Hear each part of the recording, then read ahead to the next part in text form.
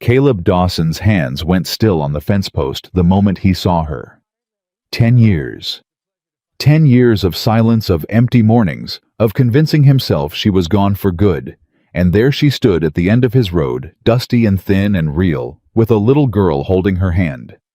The child looked up at him, and Caleb felt the ground shift beneath his boots, because those eyes, gray, blue, and steady and wide, were the same eyes he saw every morning in his own mirror. If this story already has your heart beating faster, subscribe to this channel and follow along until the very end, because this one is going to stay with you. And drop a comment right now telling me what city you're watching from. I want to see just how far this story has traveled. The morning had started like every other morning for the past 10 years. Caleb Dawson was up before the sun.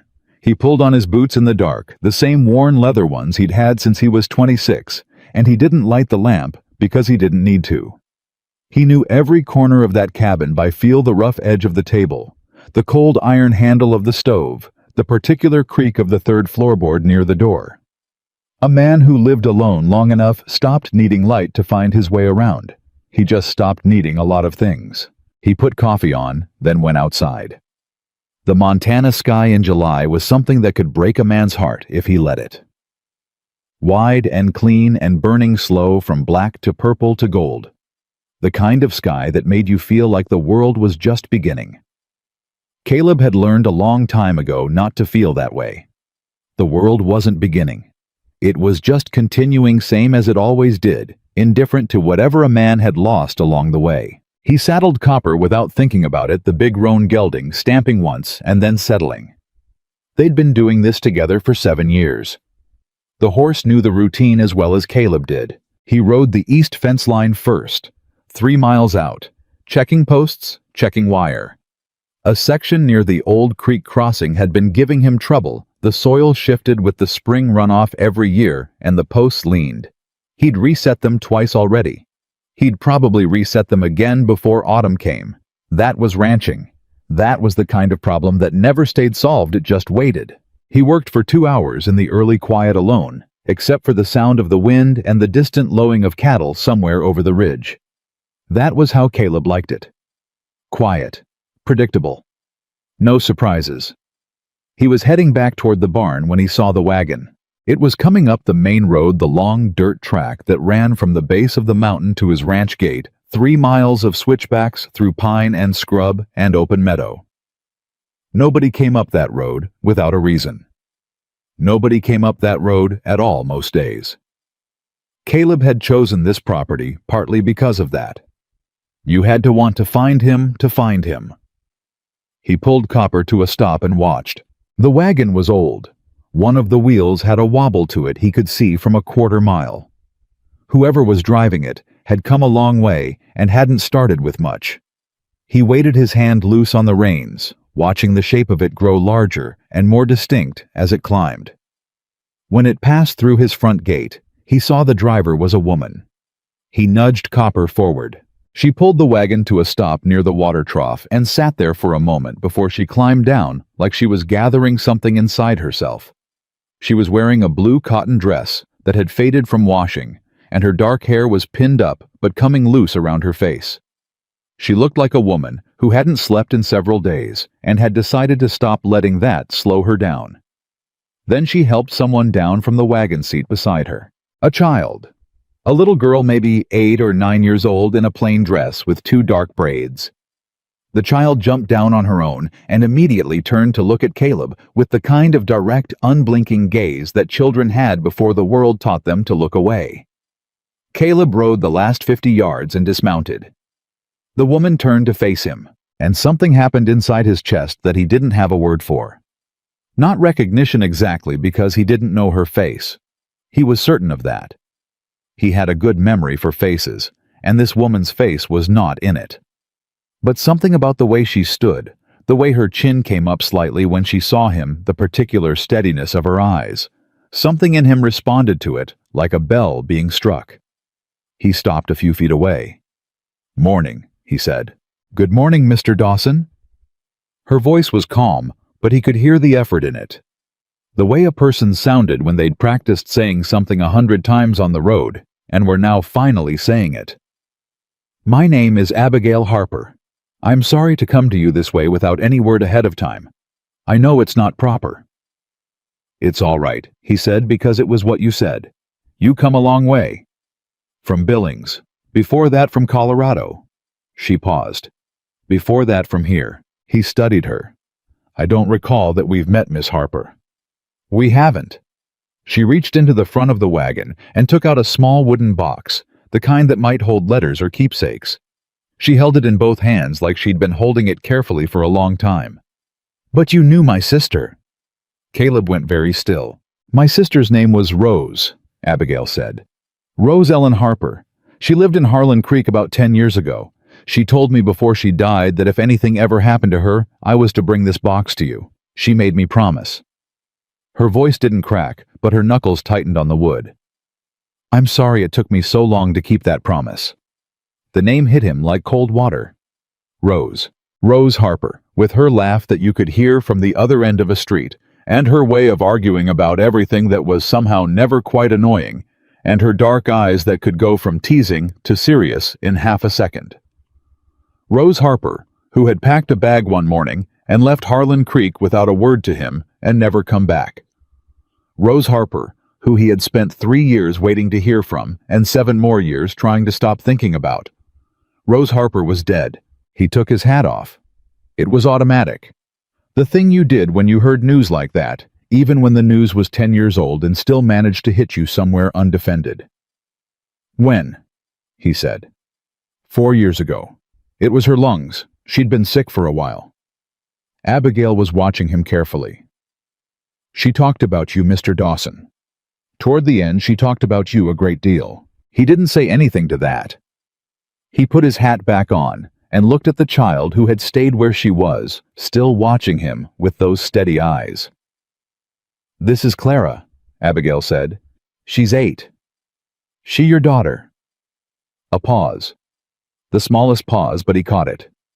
"She's Rose's daughter," Abigail said. "Rose asked me to raise her after she was gone.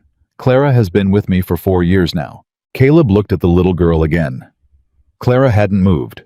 She was standing with her hands loose at her sides, watching him the way a child watched an unfamiliar dog. Not afraid exactly, but careful. Measuring. "Hello," he said to her. "Hello," she said back. Her voice was quieter than he expected. "You have a big horse." "I do. His name's Copper." "Does he bite?" "Not if you ask first." Something shifted in her expression. Not a smile yet, but close to it. He looked back at Abigail. "Come inside," he said. "Both of you. You look like you could use something to eat." She didn't argue with that, which told him more than she probably intended about how the road had been.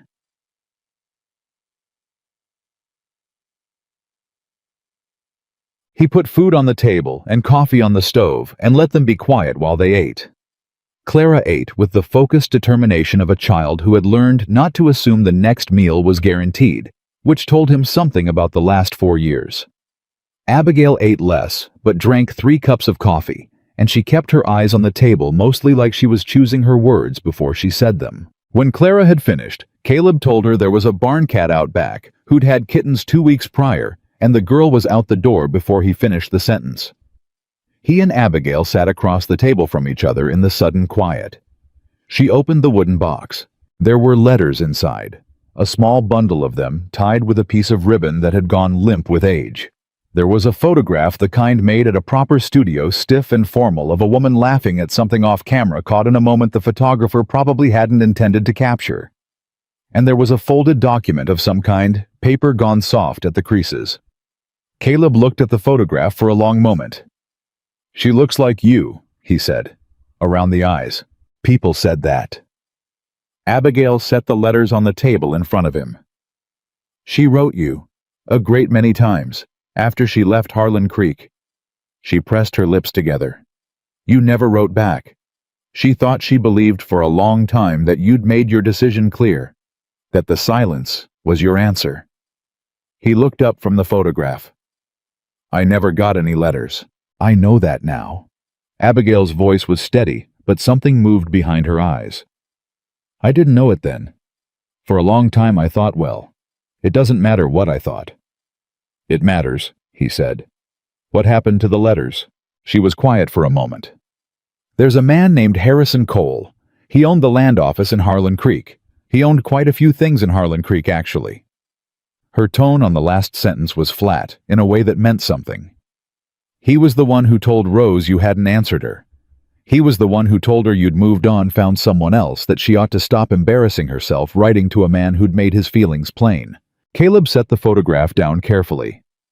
Harrison Cole told her that. He had reasons to want her away from you, away from this area entirely. She touched the folded document in the box, but didn't pick it up yet. That's what I came here to explain, and to give you these letters because Rose asked me to, but mostly to explain. I'm listening, Caleb said.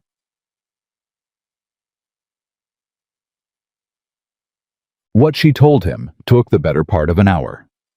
He didn't interrupt much. He was a man who'd learned that interrupting didn't get you to the truth faster, it just got you to your own assumptions faster, and his assumptions had already cost him enough. Harrison Cole was 60 years old now, and he controlled the largest cattle operation in 3 counties.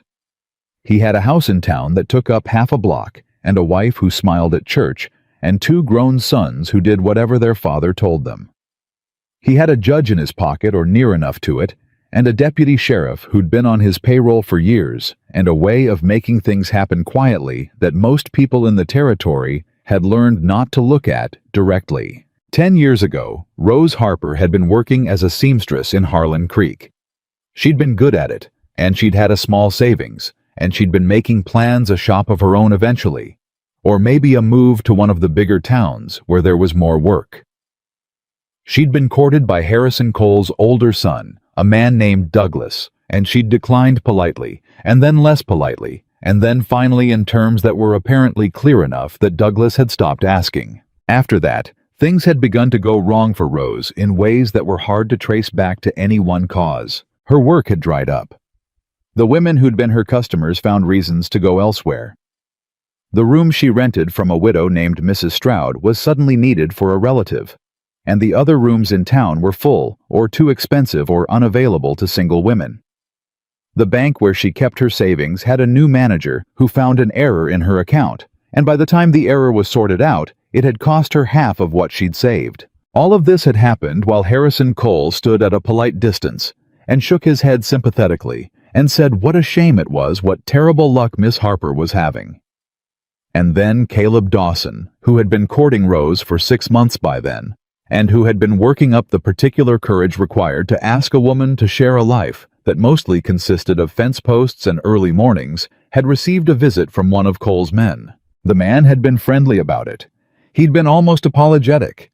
He'd explained that Mr. Cole had a certain interest in the area's stability, and that Miss Harper was a woman whose circumstances had become somewhat precarious, and that it might be kinder for her sake if Mr. Dawson was to step back.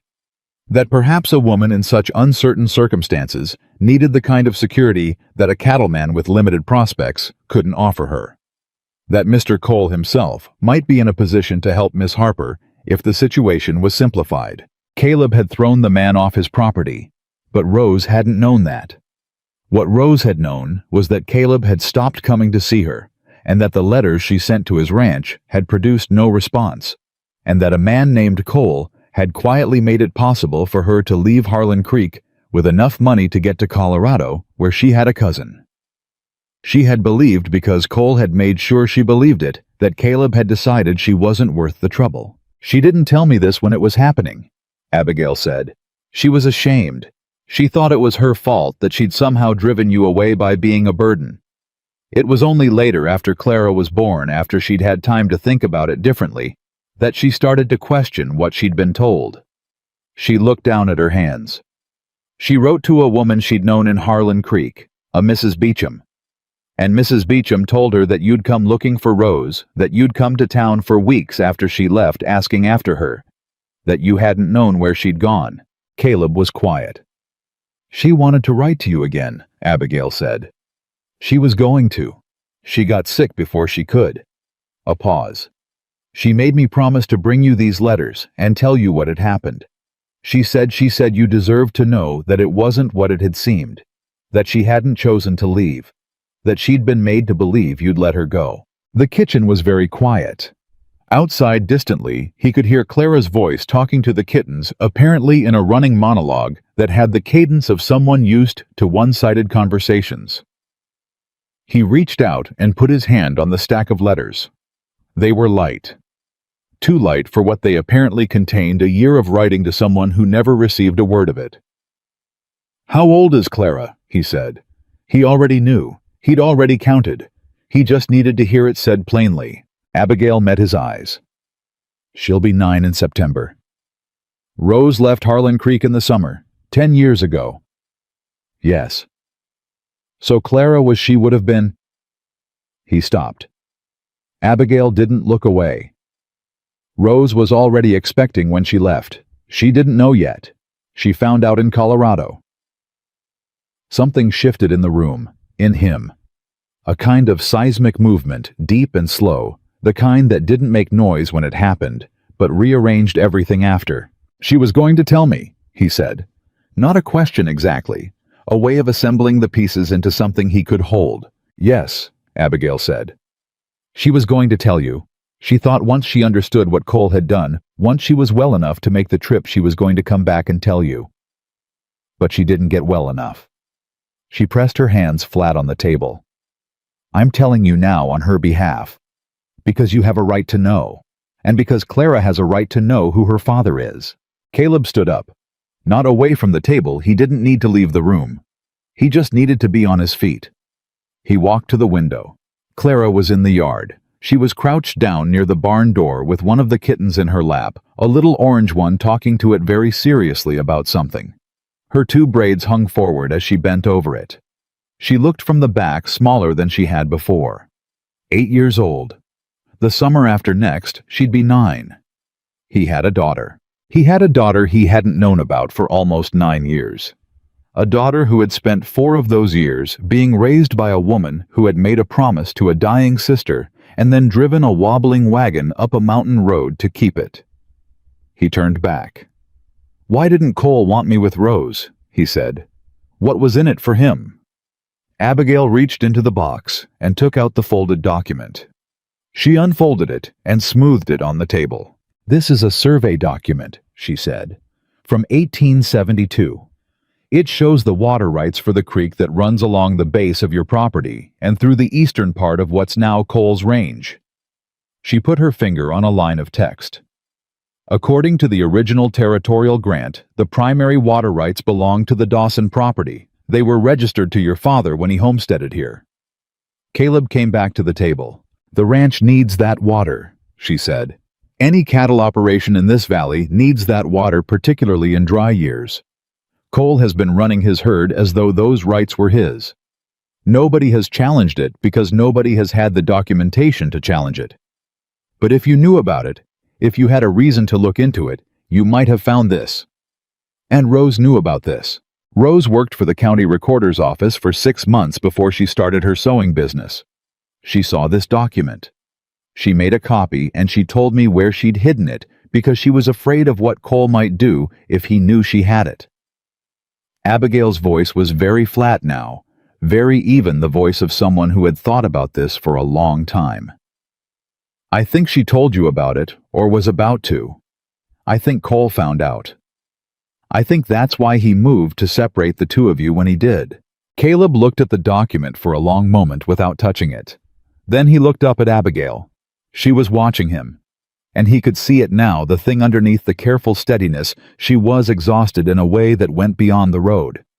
She had been carrying this for a long time. She had kept a dying woman's child and driven to a mountain ranch to tell a stranger he had a daughter, and she had done it because she'd made a promise, and that kind of bone-deep kept promise cost something. "You didn't have to do this," he said. "I promised Rose. You could have found another way to keep that promise, an easier one." "She didn't ask me to find an easy way." A beat. "She asked me to bring her daughter to her father and tell him the truth. So that's what I did." He nodded. He looked out the window again at Clara, who had now acquired a second kitten and was attempting to introduce them to each other with the diplomatic gravity of a small judge. "What does she know?" he said. "Clara. What has she been told?" "She knows her mother is gone. She knows I've been raising her. She knows we came here to find a man named Caleb Dawson who was a friend of her mother's." Abigail paused. "She hasn't been told more than that. Rose thought you deserved to be the one to decide how to tell her, if you wanted to." The "if you wanted to" sat there between them. He could hear what it left room for. The possibility that he might not want to.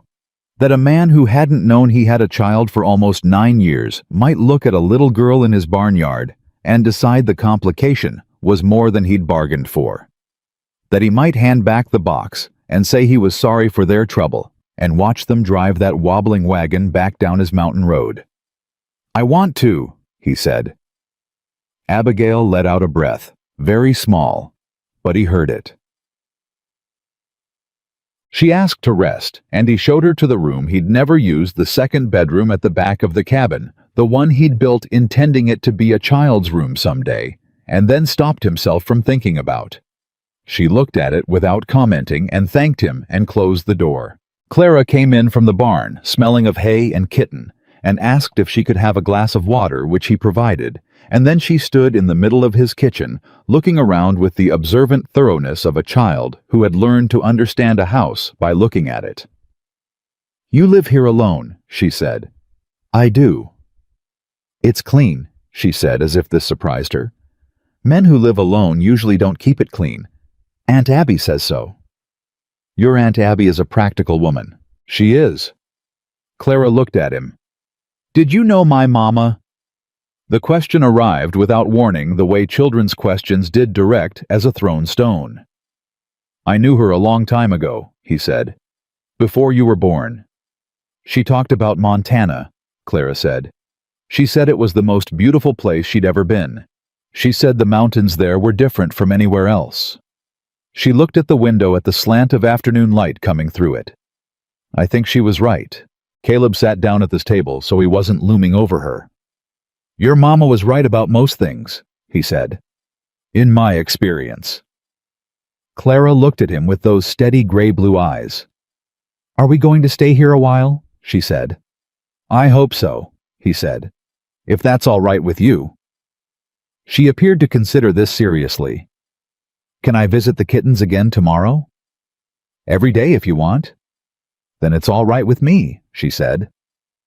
That evening, when Clara was asleep on the small cot he'd set up near the fireplace, Caleb sat at the kitchen table with the letters. He read them one by one in the lamplight. Rose's handwriting was small and neat, and the letters started with the careful formality of someone who didn't know if they were being read, and ended with the creeping rawness of someone who had kept writing anyway, against all evidence that it mattered. The last one was dated 3 years after the first. In it, she wrote, "I reckon I've made my peace with the silence. I don't think you're a bad man, Caleb. I never did. I think something went wrong between us that I don't fully understand, and I think maybe you don't either. I hope you're well. I hope the ranch is standing and the cattle are fat and the winter wasn't too mean to you this year. I hope you found something worth getting up for in the mornings. I hope you didn't close up the way I was afraid you might. That would break my heart more than anything, the idea of you up there on that mountain alone and not letting anything in." Clara is walking now. She is stubborn and funny, and she asks why about absolutely everything. I think she will be someone remarkable. I wish you could know her. I wish a lot of things. But I've learned that wishing doesn't change much. I hope this letter finds you even if it doesn't. Rose. Caleb set the letter down. He sat for a long time without moving. The lamp burned low. Outside, something rustled in the dark, a deer probably coming down to the water. Clara breathed soft and steady from the cot. The mountain was quiet the way it was only in the deep middle of the night, a quietness that had weight to it. He thought about 10 years of mornings like this one, 10 years of being up before the sun and knowing exactly where everything was in the dark and not needing a lamp to find his way around. He had told himself that was enough. He had convinced himself mostly that a man could make a life out of the clean, reliable rhythms of work and solitude, and not wanting what he didn't have. He looked at the doorway where Clara was sleeping. He looked at the closed door of the back bedroom where Abigail Harper was resting after a very long road. He thought about Harrison Cole, who had a judge in his pocket and a deputy on his payroll, and a 60-year habit of deciding other people's lives for them. And he understood, with the particular cold clarity that came to him sometimes when everything got very quiet, that the morning was over. That the part of his life that had been defined by not knowing by the 10 years of silence and the stories he'd told himself to fill it, that part was done.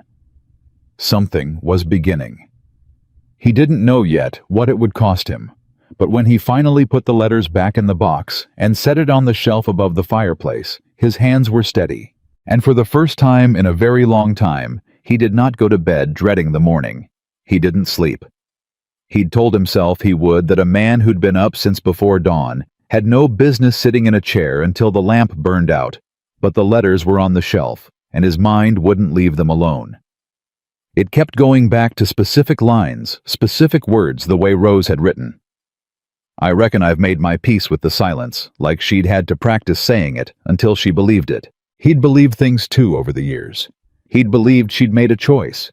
He'd believed that a woman who wanted to stay would have stayed, and that a woman who left without a word had said everything she needed to say by leaving. He'd built the last 10 years on top of that belief, like a man builds on bedrock, certain it would hold. Turns out the bedrock was a story someone else had written for him. He was at the stove before sunrise, the same as always, except nothing about it felt the same. Clara appeared in the kitchen doorway about an hour later, her hair half out of its braids, and her eyes still heavy with sleep, and she looked at him standing there with a coffee cup and said, "You were awake all night, weren't you?" It wasn't a question. "You're observant," he said. "Aunt Abby says that too." She climbed onto the chair at the end of the table, the same one she'd taken the night before, apparently having decided it was hers. "She says I notice too much for my own good." "There's no such thing as noticing too much." Clara looked at him with those gray-blue eyes. "That's what I told her." He almost smiled.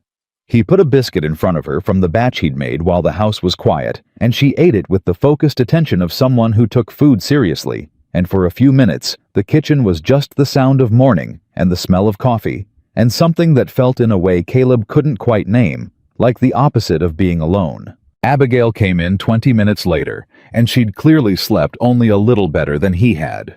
She looked at the biscuits, and then at him with an expression he couldn't fully read. "You didn't have to do that," she said. "You've been driving 3 days. Sit down." She sat. She accepted the coffee he put in front of her without arguing, which he was beginning to understand meant something coming from her. Abigail Harper, he was realizing, was a woman who argued when she thought she was right and went quiet only when she'd decided to trust someone, and she did not extend that trust easily. "We need to talk about Cole," he said. Her hands tightened slightly around the cup. "I know. Not just about what he did 10 years ago, about what happens now that you're here." He sat across from her. "You brought that survey document to me. You've been carrying it across 2 states. He has people, Abigail. He has people everywhere in this territory, and if even one of them recognized you on the road, then we need to move faster than he does," she said. "That's easier said." "I know that too." She set the cup down. "I've been thinking about it since Billings. Since before Billings, honestly. I know what Cole is.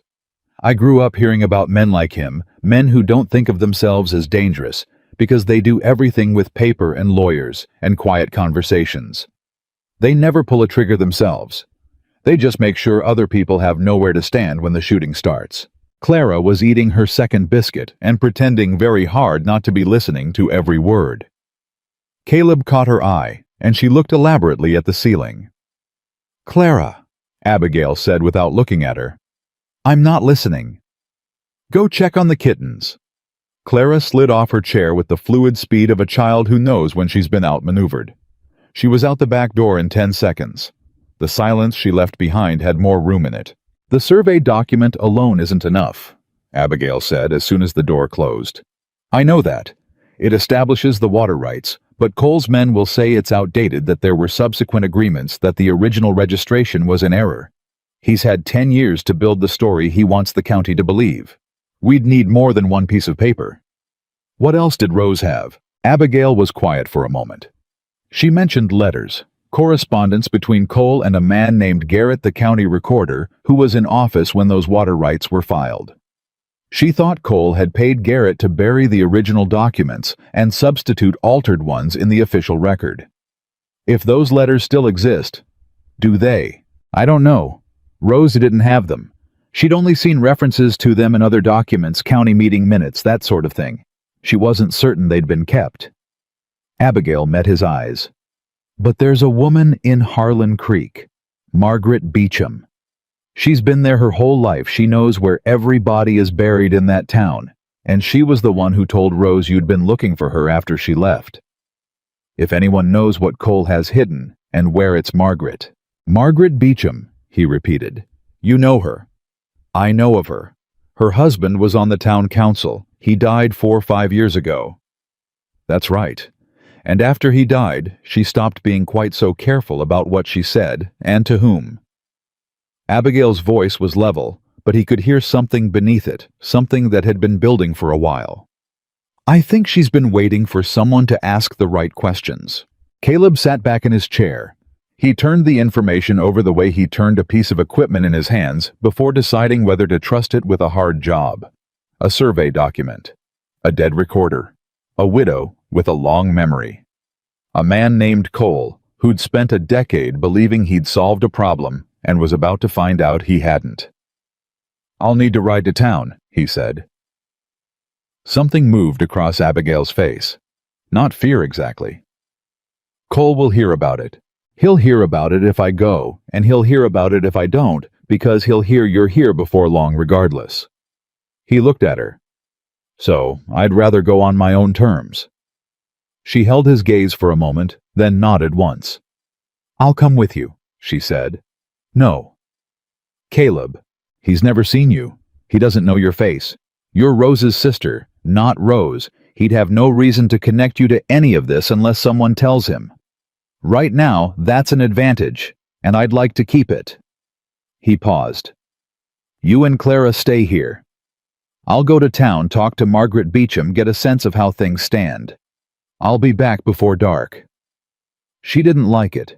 He could see that clearly. But she also understood the logic because she was a practical woman, and the logic was sound. Be careful, she said. I'm always careful. That's not the same as being safe. He didn't have an answer for that, because she was right. Harlan Creek was 11 miles down the mountain and another 4 through open valley. He made the ride in just under 2 hours, Copper moving at a steady pace that ate distance without hurrying. The kind of pace that left a man time to think. He thought about 10 years. He turned it over from different angles, the way you turned a problem over, looking for the place where it had first gone wrong. He'd been 26 when Rose left. He'd gone to town looking for her for 3 weeks after asking at the hotel at the rooming houses at the post office. Nobody had known anything, or nobody had said anything, which he was now understanding were not the same thing. Cole's reach had been long, even then. He'd finally stopped asking because a man could only take so much of being looked at with something between pity and embarrassment, before his own pride made him stop. He'd come back to the ranch, and he'd told himself she'd made her choice, and he would make his, and his choice had been to stop needing things he couldn't guarantee. He'd been good at it too. Better than he should have been, maybe. He rode into Harlan Creek at mid-morning. The town had grown some in 10 years. A new bank building, 2 more streets of houses on the east side. The kind of careful expansion that happened when money was concentrated in the right places, and everyone wanted to be close to it. Cole's Bank, Cole's Feed Store. Cole's name on half the buildings on Main Street in one way or another. The man didn't need to be everywhere, because everywhere already had his fingerprints on it. Caleb tied Copper at the rail outside the dry goods store and went in to buy a few things he didn't need, because a man who came to town had to look like he'd come to town for a reason. He bought coffee and a length of rope and a new leather punch. And while he was paying the clerk, he mentioned he'd heard Margaret Beecham was still living on Elm, and the clerk confirmed it, and Caleb thanked him and walked out. He found the house without trouble. It was a neat frame house with a small garden and a porch, and Margaret Beecham was sitting on the porch shelling beans with the focused efficiency of a woman who did not believe in wasting daylight. She looked up when he came through the gate and didn't look particularly surprised. "Caleb Dawson," she said. "Well, I wondered when you'd show up." He stopped at the porch steps. "Ma'am? Don't ma'am me, I knew you when you were 19 and had cow manure on your boots every time I saw you." She set the bowl down. "Sit. You want water or coffee?" "I'm fine, thank you." "You're not fine. You look like a man who slept about 40 minutes and has been thinking hard all the rest of the time." She studied him with the particular sharpness of a woman who'd spent 40 years watching people and had stopped pretending she wasn't doing it. "Rose's sister found you. It was not a question." "She did," he said. "Good." Margaret picked up her beans again. "I wrote to her 6 months ago. Told her if she was going to come, she ought to come now, because I wasn't getting any younger, and there were things that needed to be said while I still had the breath to say them." Something shifted in his chest. "You told her to come. I told her what I knew. I told her you'd looked for Rose, which she'd suspected but never confirmed. And I told her that Harrison Cole had been quietly acquiring water rights and grazing leases all across the territory for 20 years, and that your ranch sits in the middle of some of the most valuable rangeland in Montana, and that he's been maneuvering to position himself to make a claim on it for the last 3 years. She looked up at him over the bowl. "Did she bring the survey document?" "She did." "Good, because I have something that goes with it." She set the beans down again and stood up, moving with the careful deliberateness of someone whose joints gave her opinions about it, and went inside. Caleb waited. She came back with an envelope. Old, the paper gone yellow at the edges. "My husband was on the county council," she said, sitting back down. "He kept records of everything because Edwin believed God would ask for an accounting of every meeting, and Edwin intended to have his records in order." A pause that held something that might have been affection and grief together. "He kept minutes of a council session from 1879. A private session not for public record. Cole was very clear on that. Caleb, at that session, Cole presented what he said was an updated survey of the valley water rights. He had a man there, a surveyor named Aldrich from Billings, who testified that the original registration for your ranch's water access had been recorded in error and that the corrected survey showed the primary rights belonging to Cole's range. Caleb felt something go cold and precise in his stomach. "My husband voted against accepting the correction," Margaret continued. "He was the only one." 3 days later, Edwin had a visit from one of Cole's men, who suggested that a man in Edwin's position might want to be careful about creating enemies. She looked at Caleb steadily. "Edwin came home that night, and he told me everything, and then he put his copy of the private minutes in this envelope, and he gave it to me, and he said, 'Margaret, don't let anyone know you have this until it matters.' He died believing it would matter someday." She held the envelope out to him. "I think someday is now." Caleb took the envelope. His hands were steady. He was good at steady. "Mrs. Beecham," he said, "if this goes forward, if this goes to court or to the land office or to any kind of formal proceeding, you understand Cole will know where it came from. I'm 71 years old, Caleb. Harrison Cole is not the most frightening thing I've ever faced." She picked up her beans. "My husband kept those minutes because he believed in the law more than he believed in easy living. I'd like to honor that before I'm gone." He looked at her for a moment. "Thank you." "Don't thank me yet. Thank me when it's done." He was heading back toward Copper when he heard his name. He turned. Douglas Cole was crossing the street toward him, and he had 2 men with him, and he had the particular walk of a man who'd decided something before he left the building. Douglas was 40 now, and had gone heavier in the shoulders and jaw than he'd been at 30, and he had his father's eyes, the kind that calculated everything and gave back nothing. Caleb stopped and waited. "Dawson," Douglas said. He stopped about 6 feet away. His 2 men spread out to either side with the practiced casualness of men who'd done it before. "Haven't seen you in town in a while." "I don't get to town much." "No." Douglas looked at the envelope in Caleb's hand. The look lasted maybe 2 seconds, but it was deliberate. "Do something for you today." "Just picking up supplies," Caleb said. "Sure." Douglas smiled in a way that didn't reach his eyes. "Funny thing, we had a telegraph come in this morning from a station down in Billings. Seems a woman and a young girl passed through there a few days back asking after the road north." He paused. "You know anything about that?" "Can't say that I do." Douglas tilted his head. "Woman matched the description of someone we've been trying to locate. Harper. That name mean anything to you?" Caleb looked at him. He kept his face where he always kept it quiet neutral, giving nothing. "I knew a woman named Harper years ago," he said. "Rose Harper. She left town a long time back." "That's right, she did." Douglas nodded slowly. "Her family's been a matter of some interest to my father. Old business. You know how it is." "I don't actually," Caleb said. "But I imagine you'll explain it to me if you want to." Douglas studied him. The two men with him hadn't moved, but something in the way they were standing had changed slightly, a kind of readiness that wasn't quite a threat yet. "My father's a reasonable man," Douglas said. "He's always been willing to come to reasonable arrangements. About grazing rights, about water access, about all sorts of things that come up when men are neighbors." He let that sit. "But he does like to know who his neighbors are talking to." "I talked to Mrs. Beecham," Caleb said. "We visited. That's legal last I checked. Margaret Beecham is an old woman with old ideas." Douglas glanced at the envelope again. "Whatever she told you, Dawson, I'd think carefully about what you do with it. My father built this town. He's kept it going through droughts and bad years and Indian trouble and everything else. People here have long memories about that. A man who sets himself against Harrison Cole sets himself against what this town has decided it wants." Caleb let the silence run for a moment. Then he said, "Your father built it for himself, Douglas. That's not the same thing." Douglas went very still. "You have a good day," Caleb said. He walked past them toward Copper, and he didn't walk fast, and he didn't look back. He heard nothing behind him. No footsteps, no movement.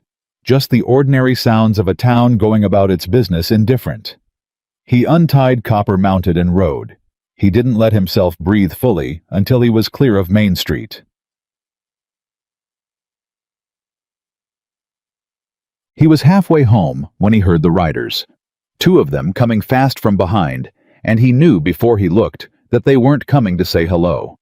He urged Copper off the main road onto the rougher ground into the tree line, because a man on uneven ground had advantages. A man on a road didn't, and whoever Cole had sent was trying to rattle him, not kill him. Killing him would create problems Cole didn't want. At least not yet. They came up on either side. Young men, both of them, hands on saddle horns, not on guns. "Mr. Cole wants a word," the closer one said. "Mr. Cole knows where my ranch is," Caleb said. "He can come find me." "He'd prefer somewhere more convenient." "I'll bet he would." Caleb looked at him steadily. "You tell Harrison Cole that if he wants to discuss water rights, he's welcome to send his lawyer to me with the documentation, and I'll review it. You tell him I'm not interested in a conversation without paper." He looked between them. "That's my answer. You ride back and give it to him, or you can follow me up my mountain if you'd like, but I'll warn you, the road gets rough and you both look like you prefer flat ground." The two men exchanged a look. "Mr. Cole won't like this," the one on the left said. "He hasn't liked a lot of things in his life," Caleb said. "He seems to have survived it." He clicked Copper forward and didn't look back. This time, there were no footsteps following. Narrated. He told Abigail all of it that evening after Clara was in bed. He put the envelope on the table next to the survey document, and she looked at both of them for a long time without picking them up. "He knows I'm here," she said. Not a question. "He suspects. He doesn't know for certain yet, and he doesn't know what you've brought." Caleb looked at her. "That gives us a little time. Not much." She was quiet for a moment. "Margaret Beecham. I've never met her." "She wrote to you." "She did. I didn't know how much of what she told me was reliable. I thought it might be the memory of an old woman who'd been holding on to something for a long time. Abigail looked at the envelope. Edwin Beecham voted against coal in 1879. He died in 1882, 3 years after that vote. Coal doesn't move fast, Caleb said. He's patient. He lets time do the work. And it almost did. She pressed her hand flat on the table. If I hadn't come, if I'd waited another year, 2 years, you came, he said. She looked up at him, and he could see it again, the thing underneath the steadiness, the exhaustion of someone who had been the only person holding something up for a very long time and didn't quite know how to put it down. You're not alone in this now, he said. He meant it as a practical statement, a division of responsibility, a logistical fact. But it came out as something more than that, and they both heard it. Abigail looked at the documents on the table. We need a lawyer, she said. A good one, not from Harlan Creek. I know a man in Helena, Caleb said. Tom Adler. He handled a land dispute for a rancher up north a few years back. Railroad company tried to claim right-of-way through his property. Adler beat them on the documentation. Can you trust him? As much as I trust anyone. He paused. More than I trust most people in this county. She nodded slowly. Cole will try to move before we can get Adler involved. He'll try to make some kind of public action against the water rights, something that puts him in the position of defending what he already has, rather than taking what isn't his. If he can frame it that way. He can't, Caleb said. Not with Edwin's minutes and the original survey document together. He can't claim he's defending a right that these papers show he manufactured. He'll dispute the papers. He'll say they're forgeries. That's a different argument. That's a man who's scared. He met her eyes. And Margaret Beecham is willing to testify to where the minutes came from. Abigail went very still. He's been running this county on the assumption that nobody would ever put all the pieces together, Caleb said. Because he scattered them carefully rows in Colorado, the document buried in your family's hands, Margaret sitting on Edwin's minutes, the original survey hidden in the territorial records. Nobody who had one piece knew anybody who had another. He paused. Until you drove up my road. She looked at him for a long moment. You believe me? She said. It came out softer than she probably intended, like she hadn't quite prepared herself for it. I believe Rose, he said. I believe Edwin Beecham. And I believe a woman who keeps a dying sister's promise and drives a wobbling wagon up a mountain road. He didn't look away. Yes, I believe you. Something shifted in her face. Something she'd been holding closed moved, and then she caught it and put it back, but he'd seen it. Clara asked me tonight, she said after a moment, why you had 2 bedrooms if you lived alone. He waited. I told her that some people built their houses with hope, she said. He was quiet. She said that seemed sad. Abigail continued. I told her it depended on whether the hope ever came true. She looked at him. I didn't know what else to say. He looked at the table, at the envelope, at the survey document that represented 10 years of a wrong that was about to be answered. Neither do I, he said. Not yet. She nodded. Like that was enough for now. Like she'd learned somewhere along the way that now was where you started. He was up again before dawn. This time, when he went to the kitchen, Clara was already there. She was sitting at her chair with her hair braided neatly, both hands wrapped around a cup of water, and she was staring out the window at the morning dark with an expression that was too old for her face. Bad dream, he said. She looked at him. I don't have bad dreams anymore. I used to. She looked back at the window. Aunt Abby says the dreams go away when you finally feel safe. Caleb put the coffee on. He didn't say anything for a moment. Do you feel safe here? He said. Clara considered this with the seriousness she apparently brought to all questions. I think so, she said. But I think the men from yesterday might come back. He turned and looked at her. I wasn't supposed to be listening, she said. I know, but sound travels different in a log house. In the house we were in before, sound didn't travel at all. Everything just stayed in the room where it happened. She looked at her water. I don't like that as much. He came and sat at the table across from her. Clara, he said. Yes. I'm going to make sure you and your Aunt Abigail are all right. That's not a promise I make because it's something to say. I mean it as a fact. She looked at him steadily. How? I'm going to make sure the man who's been causing trouble doesn't have any more ground to cause it from.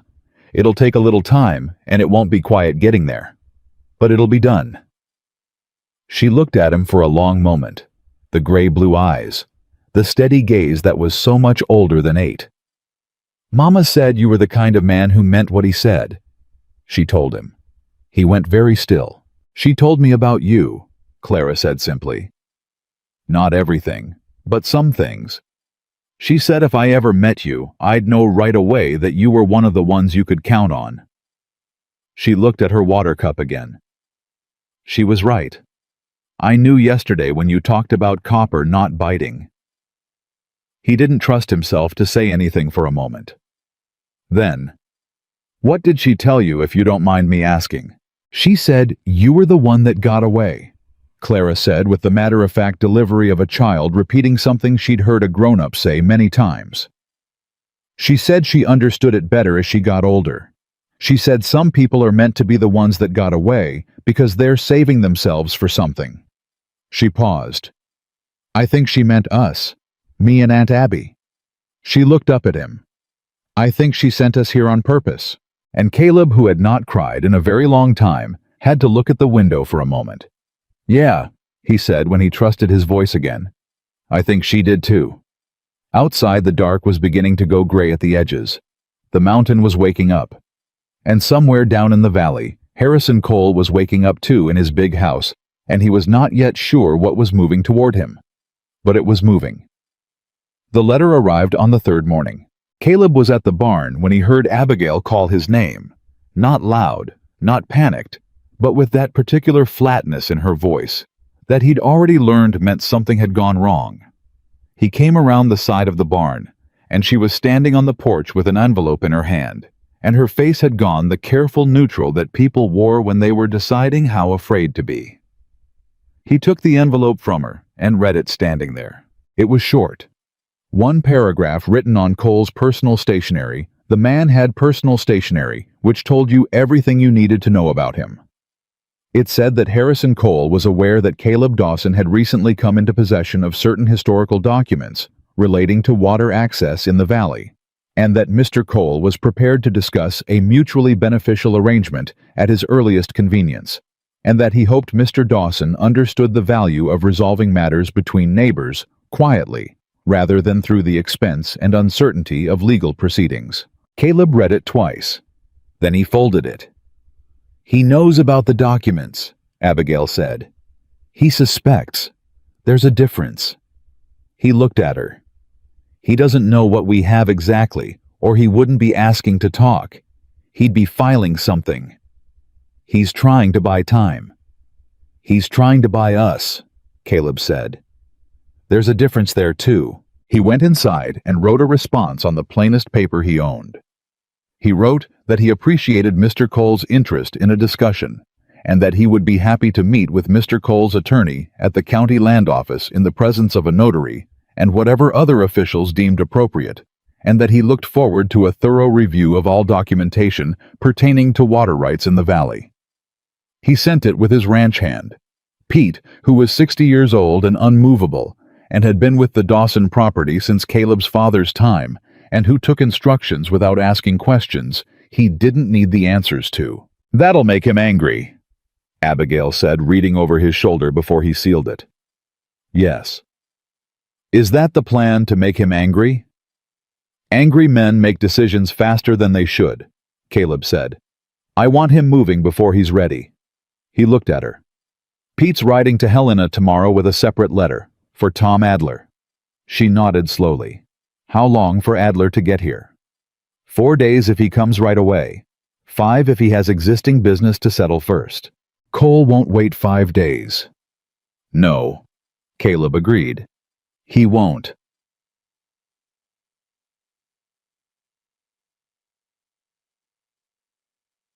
He was right about that.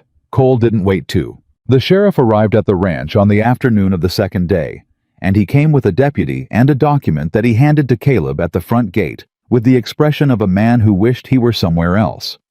The sheriff's name was Walt Greer, and he'd held the office for 12 years, and he wasn't a bad man. Caleb had always believed that about him. But he was a man who'd made a calculation a long time ago about which side of Harrison Cole he wanted to be on. And now he was living with the results of that calculation. "Caleb," he said, "I'm sorry about this." Caleb read the document. It was a petition to the county court for an injunction on the use of the creek water running through the eastern boundary of the Dawson property, filed by Harrison Cole on behalf of his cattle operation, citing a 1879 survey correction that established Cole's primary right to the water source. It named Caleb Dawson as the respondent. "This was filed this morning," Caleb said. "Yes, 2 days after I told him I wanted to meet with lawyers and officials present." Walt Greer looked at the ground. "I just served the papers, Caleb." "I know you do." Caleb handed the document back, then thought better of it and kept it. Evidence was evidence. "When's the hearing?" 2 weeks. 2 weeks, he repeated. "Judge Harmon's calendar is—" "Judge Harmon is Harrison Cole's neighbor," Caleb said. "His children go to school with Cole's grandchildren." Walt Greer didn't answer that. He just looked at the middle distance and waited. Caleb folded the injunction and put it in his shirt pocket. "Thank you for writing out Walt." "Caleb." The sheriff stopped, started again. "For what it's worth, I know this isn't right." "Worth more if you said it somewhere else," Caleb said. Not harshly, just plainly. Walt Greer nodded, once turned his horse and rode. Abigail had been watching from the porch. He came up the steps and she took one look at his face and said, "How bad?"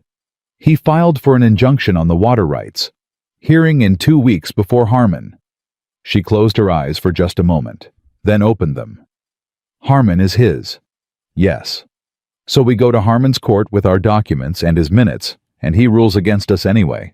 That's what Cole's counting on. Caleb sat on the porch step. But an injunction hearing isn't a final ruling. It's a preliminary proceeding. If we can challenge the 1879 survey in front of Harmon, even if he rules against us, we create a record. We put Edwin's minutes into evidence. We put the original territorial survey into evidence. We make Cole defend the story he's been telling for 15 years in a public forum. Abigail was quiet for a moment. And then we appeal. And then we appeal. To the Territorial Circuit Court. He looked at her. Cole owns Harmon. He doesn't own the circuit. She sat down beside him on the step. Not close a careful proper distance, but close enough that he could hear the steadiness in her breathing the way she was working through it. "Tom Adler needs to know about the injunction," she said. "Pete will be in Helena by now. If Adler starts tomorrow. He needs to start today," she said. "Tonight if he can." Caleb looked at her. "You know how to reach him faster?" She hesitated. Then, "There's a telegraph station in Harlan Creek. Cole's men will see a message sent from there." "I know." She met his eyes. "But there's also a telegraph station in Millerton, 20 miles east. Cole doesn't have people in Millerton." He studied her face. She'd thought this through farther through than he'd known. She'd been doing calculations of her own quietly, while he'd been doing his. "You've been working on this since before you got here," he said. She didn't deny it. "I've been working on this for 4 years, Caleb, since I understood what had been done to Rose and what Cole had taken from how many other families." Her voice was very level. "I didn't come to Montana with just a box of letters. I came with a plan." He looked at her for a long moment. "Tell me the rest of it," he said. She told him. It took an hour, and it changed the shape of everything. She hadn't just written to Margaret Beecham. In the last 2 years, she'd written to 7 families in the valley. Families who'd sold land to Cole under circumstances that had never quite made sense. Families whose water access had dried up in ways they couldn't explain. families who'd been told their deeds weren't proper and had signed over rights for fractions of what those rights were worth. She'd been careful about it. She hadn't told any of them why she was asking or what she had. She'd just asked them to tell her what had happened, and she'd listened, and she'd kept their letters. 6 of the 7 wrote back, she said. 4 of them are willing to testify if it comes to a proper proceeding. Caleb sat very still. One of them, she continued, is a man named Amos Cutler. He sold Cole 40 acres on the South Creek in 1880. He says he signed under duress that Cole's men had been turning his cattle off the water for 2 months before the sale, and he had animals dying and no other choice. He kept a journal. He wrote it down as it happened. A journal is contemporaneous documentation, she said. Written at the time, not recalled afterward. A good lawyer can do something with that. She paused. Tom Adler handled the Northfield Railroad case. He knows how to build a record. Caleb looked at the stack of documents on the table. The survey. Edwin's minutes. Rose's letters, which proved the pattern of Cole's interference in people's lives. And now, this 6 families, 4 witnesses, a journal kept by a man who'd written down exactly what had happened to him while it was happening. Harrison Cole has spent 20 years scattering the pieces, Caleb said slowly. And you've spent 4 years picking them up. Rose spent 10 years being the first piece he scattered, Abigail said. Her voice didn't break, but it went quieter. I owed her something. The afternoon light was long across the table. Clara was in the back with the kittens, as she was most afternoons now talking to them about things that only she and they would know. Why didn't you tell me all of this when you arrived, he said, not accusatory, genuinely asking. Because I didn't know you, she said. I knew what Rose had told me about you, and I trusted that enough to come here. But I didn't know if you'd run scared when you saw how big this was, or if you'd decide the trouble wasn't worth it, or if... She stopped. If what? She looked at him. If you were still the man Rose thought you were, after 10 years alone up a mountain. She held his gaze. Some men go hard. Isolation does that. They stop being who they were, and they become something smaller. And, he said. And you're not smaller, she said. You're about the same size as she described.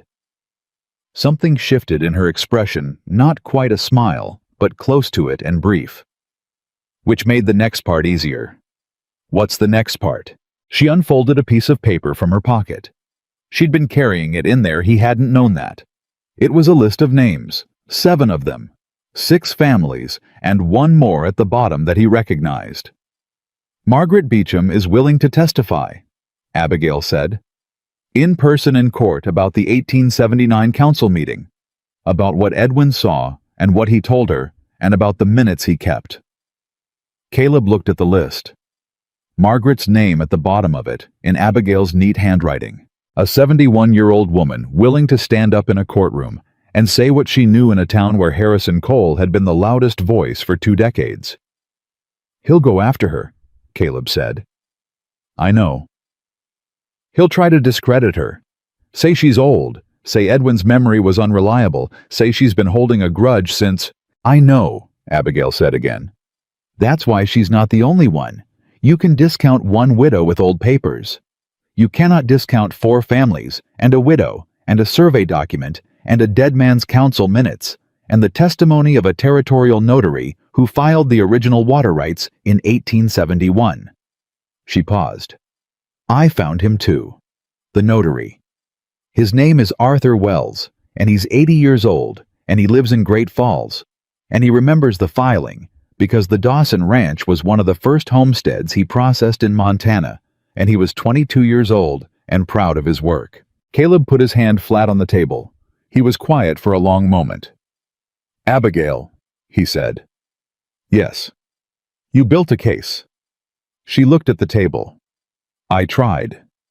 No. He waited until she met his eyes. You built a case. A real one. Tom Adler's going to look at this and... He stopped. You could have taken this to a lawyer yourself. You didn't need me to be the one to file. The water rights are mine, But you could have found a way around that." She didn't say anything. "Why come to me first?" he said. She was quiet for a moment that stretched long enough to mean something.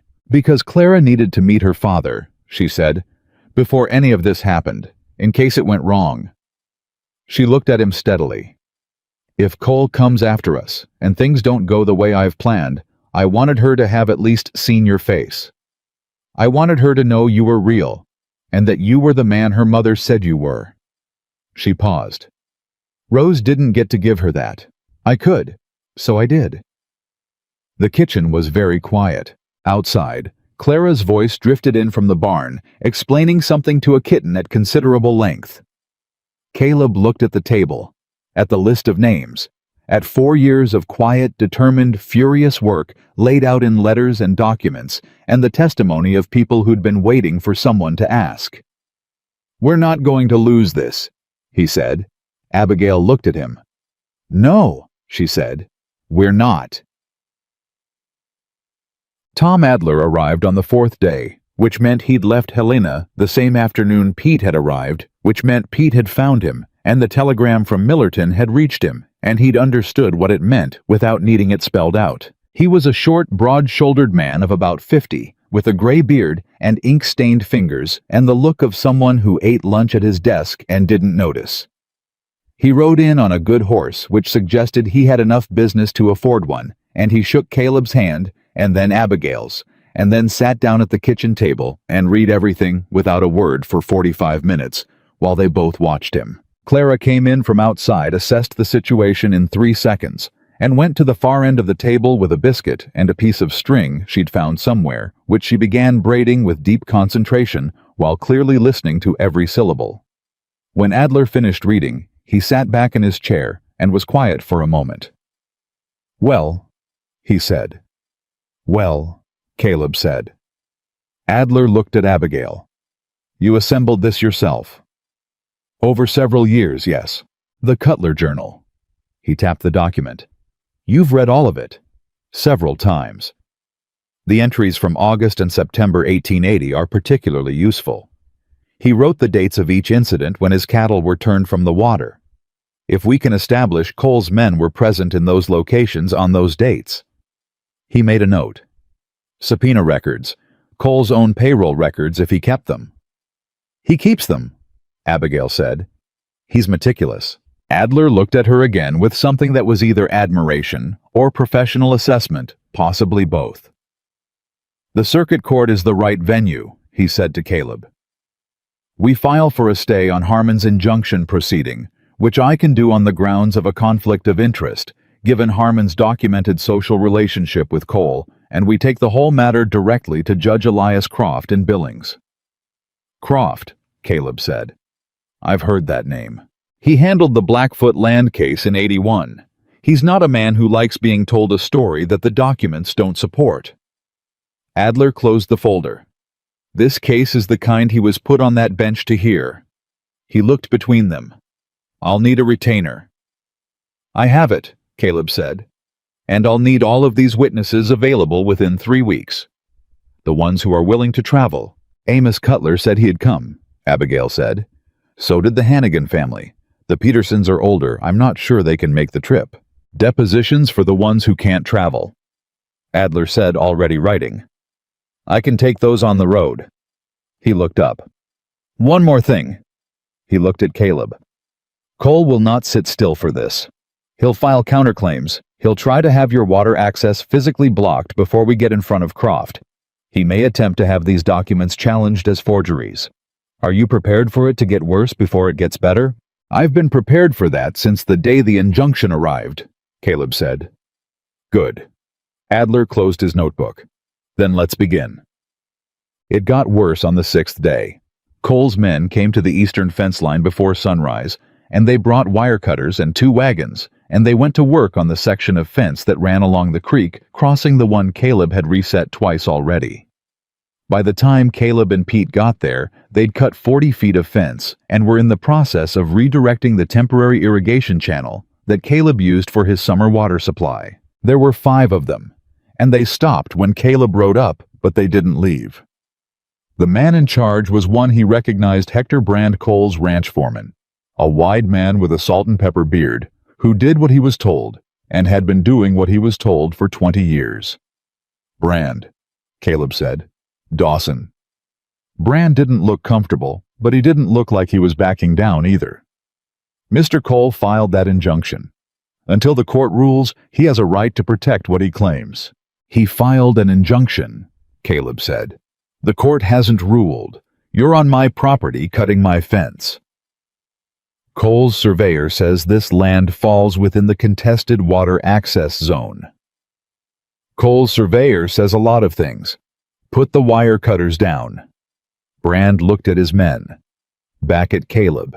Pete had pulled up on Caleb's left, and Pete was 60 years old, and he had a rifle across his saddle and the expression of a man who had no strong feelings about what happened next, which was somehow more effective than anger would have been.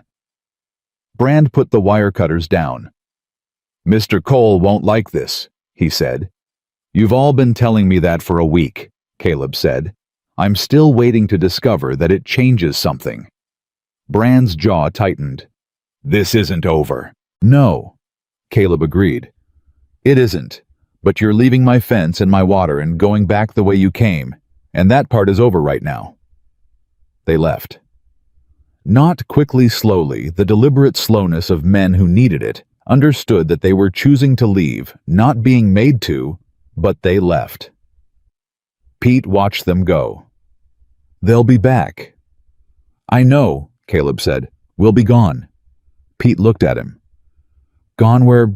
Billings, Caleb said. We're taking this to Croft ourselves. Adler can file the stay from here, but I want to be in that courtroom when it's heard. He turned Copper back toward the ranch. I want Cole to look at me when the documents go on record. Chet. That night Harrison Cole came himself. He came alone, which was either respect or a very different kind of threat, and he came at dusk, and he tied his horse at the gate and walked up to the porch like a man visiting a neighbor. He was 60 years old, and he looked like money. The patient accumulated kind. The kind that had been building for so long it forgot it had ever not existed. Silver hair. Good coat. The particular posture of a man who'd been the biggest person in every room he'd entered for 30 years. Caleb came outside when he heard the horse. They stood on opposite ends of the porch and looked at each other. Harrison, Caleb said. Caleb.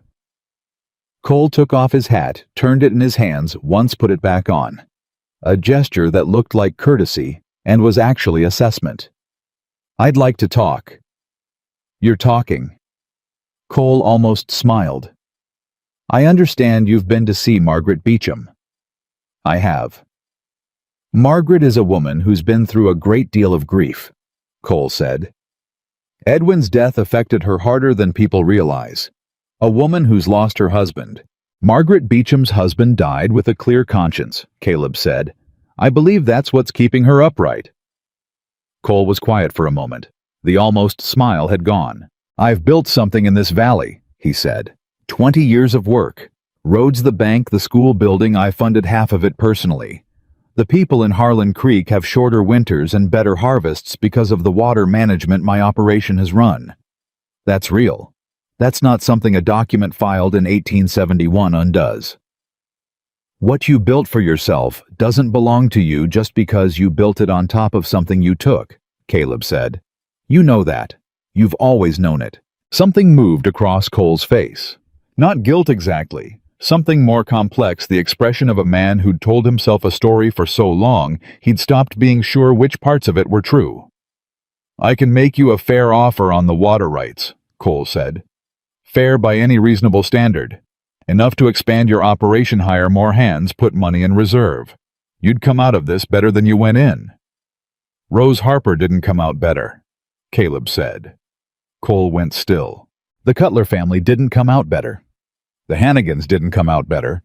All those families that signed over grazing rights because their animals were dying and they didn't know who was turning them off the water. Caleb took one step forward. I don't want your offer, Harrison.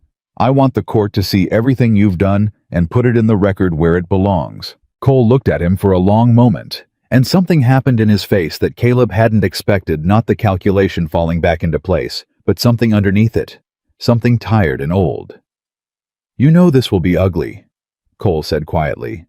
"For everyone." "It already is ugly," Caleb said. "It's been ugly for 20 years. I'm just the first one who's saying it out loud." Cole put his hat back on. He straightened it with 2 fingers, the precise gesture of a man who needed to be composed in all things. "I'll see you in court," he said. "Yes," Caleb said. "You will." Cole walked back to his horse. He mounted and rode without looking back, and the sound of him going faded, until there was just the night, and the mountain, and the smell of the summer grass. Abigail had been in the doorway. Caleb hadn't known how long. "He came to see if he could read you," she said. "I know." "What do you think he decided?" Caleb turned to look at her. Her face in the lamplight from inside was steady and calm, but her hands were holding the doorframe just lightly, just enough. "I think he decided he can't buy us," he said. "Which means he's going to try something else." "What?" He thought about the fence line, about the 2 riders who'd followed him from town, about the injunction filed 2 days after he'd asked for lawyers and witnesses. "He's going to try to take Clara," he said. The air went out of Abigail's face. "Not physically," he said quickly. "Not like that. He's going to find out she's here, and he's going to file some kind of claim that she's been improperly removed from Colorado, or that her guardianship isn't properly documented, or some other legal mechanism he can use to force a proceeding here in Harmon's court." He looked at her. "Do you have formal guardianship papers from Rose?" Abigail went inside without answering. He heard her in the back room. She came back with a leather portfolio he hadn't seen before, and she opened it on the kitchen table, and there they were, pages of legal documentation properly witnessed and notarized, Rose Harper's signature on 3 of them, giving Abigail legal guardianship of Clara in the event of her death. He looked at the papers. Then he looked at Abigail. "Colorado notarization," he said. "Recognized in the territory," she said. "I had a lawyer check." "Which lawyer?" "Tom Adler," she said. "By correspondence. 6 months ago." He stared at her. "I told you I came with a plan," she said. He sat down. He needed a moment. "You contacted Adler before you came here," he said. "Yes?" "You'd already prepared for the guardianship challenge. It was the most obvious move he could make. A man like Cole doesn't go after a rancher directly when there's a more vulnerable target nearby." She sat down across from him. "Clara is the most vulnerable person in this situation, so I made sure she was the most protected." Caleb put both hands on the table and looked at them. This woman had come up his mountain road in a wobbling wagon carrying a dying sister's child, and a 4-year legal case, and a prearranged understanding with his own attorney, and she'd done it quietly without announcement, without asking for anything except to be heard. "Abigail," he said. "Yes." "What is it you actually need from me?" She looked at him across the table. The lamplight moved between them. "The water rights are yours," she said. "The case goes to court in your name. Without you, I have documents and witnesses, and no one with standing to file." She paused. "I need your name on the petition. I need you willing to stand up in a courtroom and say what was taken from you." "That's all." She held his gaze. "That's everything," she said. "For the case." He understood what she meant by the last 2 words. For the case. Not for anything else. Not for the questions that were living in the space between them, getting larger and more insistent every evening when Clara went to bed and left them alone in the kitchen with the lamp burning low. "I'll be there," he said. "In the courtroom, standing up." She nodded. Something in her shoulders let go just slightly, just enough to tell him how much she'd needed to hear it. "We leave for Billings in 3 days," he said. "Yumi Adler. Clara stays here with Pete." "Clara won't like that." "Clara will survive it." He looked at the guardianship papers. "She'll be safer here than on the road." Abigail looked at the papers too. "Cole doesn't know about these yet." "No," Caleb said. Let's keep it that way until we're standing in front of Croft. She looked up at him. You've done this before. Held something back until the right moment. It's how you work cattle, he said. You don't show your whole hand until the gate opens. She almost smiled, the closest he'd seen her come to it without catching herself. 3 days, she said. 3 days, he agreed. Outside the mountain was dark and vast and indifferent, and somewhere down in the valley, Harrison Cole was in his big house with his name on half the buildings on Main Street, deciding what to do next. But for the first time, Caleb understood what it felt like to be the one moving toward something, instead of the one things were happening to. And he thought, falling asleep that night with the lamp out, and the mountain quiet, and a child breathing steadily in the next room, he thought that Rose Harper, wherever she was, might be satisfied with how her pieces had come together. He thought she'd probably known they would. That was the thing about Rose. She'd always known more than she let on. It turned out her sister was the same way. They left for Billings 3 days later before sunrise. Pete stood at the gate with his hat in his hands, and Clara stood next to him with her arms crossed and her jaw set at an angle that Caleb was beginning to recognize as the expression she made when she'd decided something was wrong but had concluded arguing wouldn't change it. I want to come, she said. For the 3rd time that morning. I know you do, Caleb said. I'm not a child. You're 8. I'm almost 9. Almost 9 is still 8. He crouched down so he was at her level, which he'd learned in the past week was the only way to have a real conversation with her. Clara, I need you here. Pete doesn't know where anything is in the barn, and the orange kitten has figured out how to get into the feed room, and somebody has to manage that situation. She looked at him with the gray-blue eyes that cut through everything. That's not a real reason. No, he said. The real reason is that the road between here and Billings has Cole's men on it, and I won't have you on that road. That's the real reason. She was quiet for a moment. Her arms stayed crossed. Will you come back? She said. It was the smallest her voice had been since he'd met her. He put his hand on her shoulder. I will come back. That is not something I'm uncertain about. She looked at him for a long moment with Rose's eyes, the steadiness, the measuring quality, the refusal to accept comfort that hadn't earned itself yet. Then she uncrossed her arms. Okay, she said. He stood up. Pete caught his eye over Clara's head and nodded once. The nod of a man who understood his instructions without needing them repeated. Abigail came and put her hand briefly on Clara's hair. Clara leaned into it for just a second before stepping back and reassembling her dignity. They rode. Adler met them at the first creek crossing as planned, with his saddlebags full of documents and his ink-stained fingers wrapped around a thermos of coffee that he offered to neither of them because he'd finished it on the road. He fell in beside Caleb, and they rode without talking much for the first hour, which suited all 3 of them. It was Abigail who broke the silence. Adler, she said. Tell me about Croft. Adler looked at her sideways. What do you want to know? What he cares about? What makes him rule the way he rules? Adler considered that. Elias Croft spent 15 years as a land surveyor before he read law, he said. He has less patience for fabricated documentation than any judge I've ever appeared before because he spent 15 years making real surveys, and he knows exactly what a false one looks like. He paused. He also grew up poor on a homestead in Kansas that his family nearly lost to a railroad claim. He has strong feelings about men who use paperwork to take from men who work land. Good, Abigail said. He's also formal, Adler added. He doesn't like dramatics. He doesn't like speeches. He likes documents laid in order and testimony given plainly and arguments made without flourish. He glanced at Caleb. You'll need to keep your temper.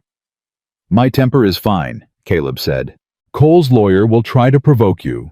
He'll imply things about your character, about the legitimacy of your claims, about the people testifying on your behalf.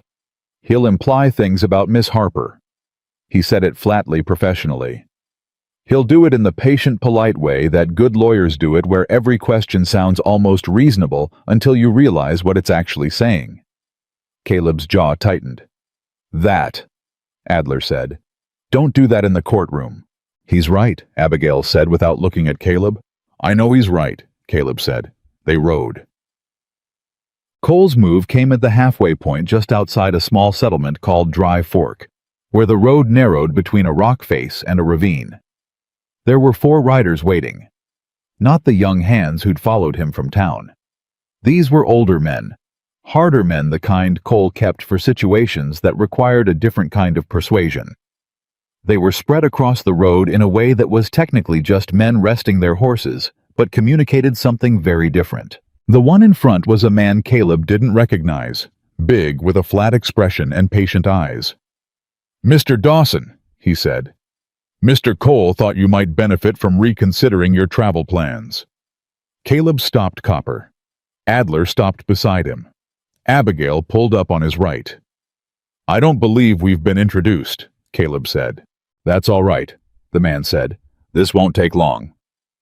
He looked at the 3 of them with the calm of a man who'd had many conversations of this kind and found them mostly predictable. Mr. Cole is prepared to make a final offer, considerably more generous than the one he brought to your property. Full settlement of the water rights dispute, financial compensation for any inconvenience, and a clear deed on your eastern boundary going forward. He paused. All he asks is that you and your guests turn around and that whatever documents you're carrying make their way back to Harlan Creek for proper county review. By proper county review, Caleb said, you mean Judge Harmon. The man's expression didn't change. The county court has jurisdiction.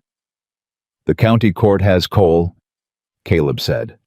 We're going to Billings. The man looked at Abigail. It was a deliberate look, long and assessing the kind meant to communicate that he'd noted her presence and her vulnerability, and that these were factors in the calculation. Abigail looked back at him with an expression that could have frozen the creek in July. Miss, the man said, you've put yourself in a difficult position coming out here. I'm from Colorado, she said. I've been in difficult positions before. She didn't blink. Move your horses. The man looked at her for another moment. Then he looked at Caleb. Caleb had his hand on his saddle horn, not his gun. He didn't touch his gun. He just waited with the particular stillness of a man who had made decisions he was comfortable with and was now waiting for other people to make theirs. Adler, for his part, had produced a notebook and appeared to be writing something down, which was either genuine legal documentation or a performance of it, and either way, it was having an effect on the men watching him do it. Your names, gentlemen, Adler said pleasantly. For the record. None of them answered. That's fine, Adler said, still writing. We'll establish them through Cole's payroll records and discovery. Saves us the introduction. The man in front looked at Caleb for a long moment. Then he pulled his horse to the side. The others moved. They rode through without speaking. Caleb felt the space between his shoulders tighten and then loosen again as the sound of those horses faded behind them, and he didn't let himself look back until they'd put a quarter-mile between themselves and Dry Fork. When he did, the road was empty. He'll telegraph Billings, Abigail said. He has people there too. I know, Caleb said, but he doesn't have Croft. Billings was larger than Harlan Creek by a factor of 5, and it smelled like coal smoke and horses and the particular commercial industry of a town that had grown faster than it had planned. The territorial courthouse was on the north end of Main Street, a solid brick building that had the look of something meant to be permanent. Adler filed the motion for a stay on Harmon's injunction the morning after they arrived. Cole's attorney was already there. His name was Richard Fenn, and he was from Bozeman, and he wore a suit that had been made somewhere with better tailors than Montana could offer, and he had the careful, smooth manner of a man who'd been hired to make bad things sound reasonable, and had gotten very good at it. He looked at Adler's filing, and then at Caleb and Abigail, and said, "This is going to be a waste of everyone's time." "Possibly," Adler said. "Judge Croft will tell us." Fenn looked at Abigail. "Miss Harper, I understand you've come a long way." "I have," she said, Mr. Cole has nothing but sympathy for your situation, losing your sister, raising her child alone. He said it with a kind of practiced warmth that had nothing warm in it. He'd hate to see you drawn into a dispute that doesn't concern you over documents whose provenance is— He paused just slightly, uncertain. The provenance is documented, Abigail said, by the notary who filed the original survey, by the council member who witnessed the private meeting, and by 4 families who can speak to the pattern of behavior your client has engaged in for 20 years. She met his eyes without blinking. I look forward to presenting all of it to Judge Croft. Fenn looked at her for a moment with something that was almost genuine respect quickly suppressed. We'll see you in court, he said. Yes, she said. You will. Quart. The hearing before Judge Croft was set for the following morning. That night, Caleb couldn't sleep. He sat at the small desk in the boarding house room, and he read through the documents one more time, not because he'd missed anything, but because handling them made him feel like the ground was solid under his feet. There was a knock at the door at 9:30. It was Abigail. She was still dressed, which meant she hadn't slept either, and she had the leather portfolio under her arm and an expression that said she'd been thinking about something for a while and had decided to say it. Come in, he said. She came in and sat in the chair across from the desk and set the portfolio on her knees. She didn't open it. There's something I haven't told you, she said. He waited. Fenn filed a counter motion this afternoon, after we spoke to him in the courthouse. She looked at the portfolio. He's challenging my guardianship of Clara. He filed a petition claiming that Rose's documentation was improperly witnessed and that Clara should be remanded to, and I want you to hear the exact language, to the care of an appropriate family within the county. Caleb went still. Coles County, he said. Yes. He wants to use Clara to bring you back into Harmon's jurisdiction. Yes. Her voice was steady. Impressively steady given what she was saying. If Croft rules on the stay tomorrow, the guardianship counter-motion becomes moot. It stays in the circuit court's jurisdiction. But if Croft delays, or if Fenn manages to have any part of the proceeding sent back to Harlan Creek— He won't, Caleb said. You don't know that. Adler will know about the counter-motion by now. He does. He told me an hour ago. She looked up. He also told me there's a second option. One that would resolve the guardianship question entirely and make any further challenge to Clara's custody essentially impossible. Caleb looked at her.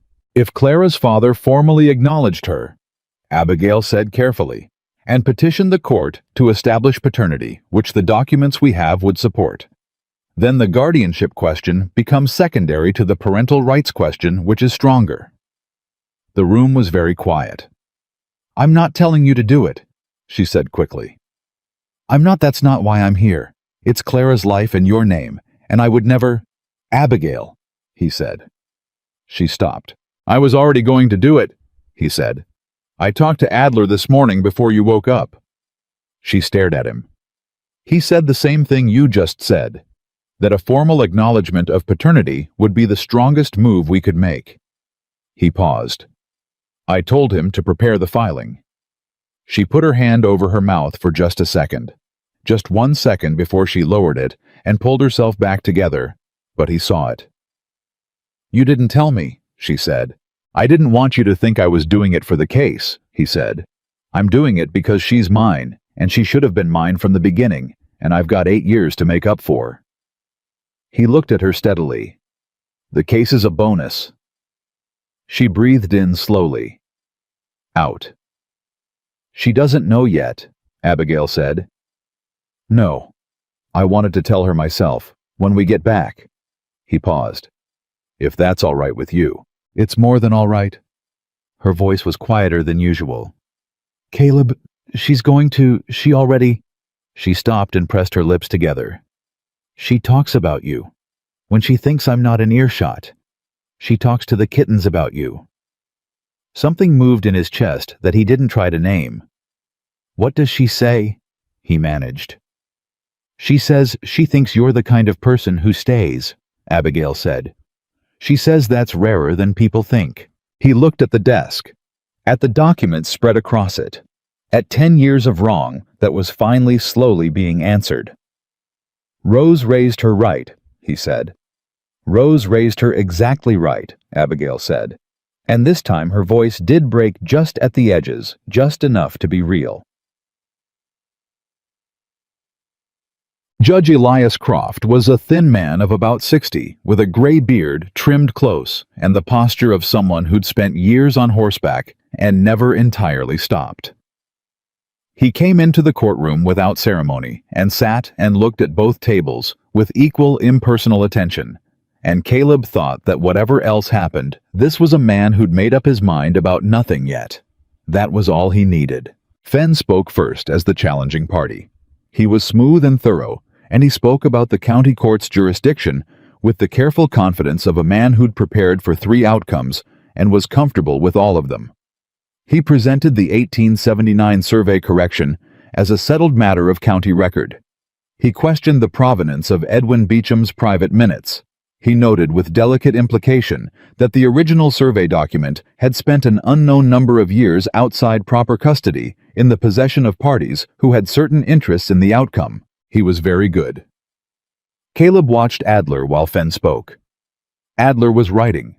Not the frantic writing of a man scrambling, the calm, measured writing of a man building something. When Fenn finished, Adler stood up and he put the original territorial survey on the record first. Then Edwin Beecham's minutes. Then a sworn statement from Arthur Wells, 80 years old in Great Falls, notarizing and identifying his own original filing from 1871. Then Amos Cutler's journal. Then depositions from the Hannigan family and 2 others. Then he paused. "Your Honor," Adler said, "I'd like to enter one additional document into the record." Croft nodded. Adler put Cole's own payroll records on the table. Subpoenaed that morning, delivered under court order an hour before the hearing. Fenn had not been present when they arrived. These records, Adler said, established that 5 men employed by Harrison Cole's cattle operation were working in the area of the Cutler property during the precise dates recorded in Mr. Cutler's journal as the dates when his cattle were turned from the water. He let that sit for exactly the right amount of time. Mr. Cole's own documentation confirms Mr. Cutler's contemporaneous account. Fenn was on his feet. "Your Honor." "Sit down, Mr. Fenn," Croft said. He hadn't changed expression. He was looking at the payroll records. The courtroom was very quiet. Croft looked up. He looked at Fenn. "The 1879 survey correction. It was presented at a private county council session, not a public proceeding.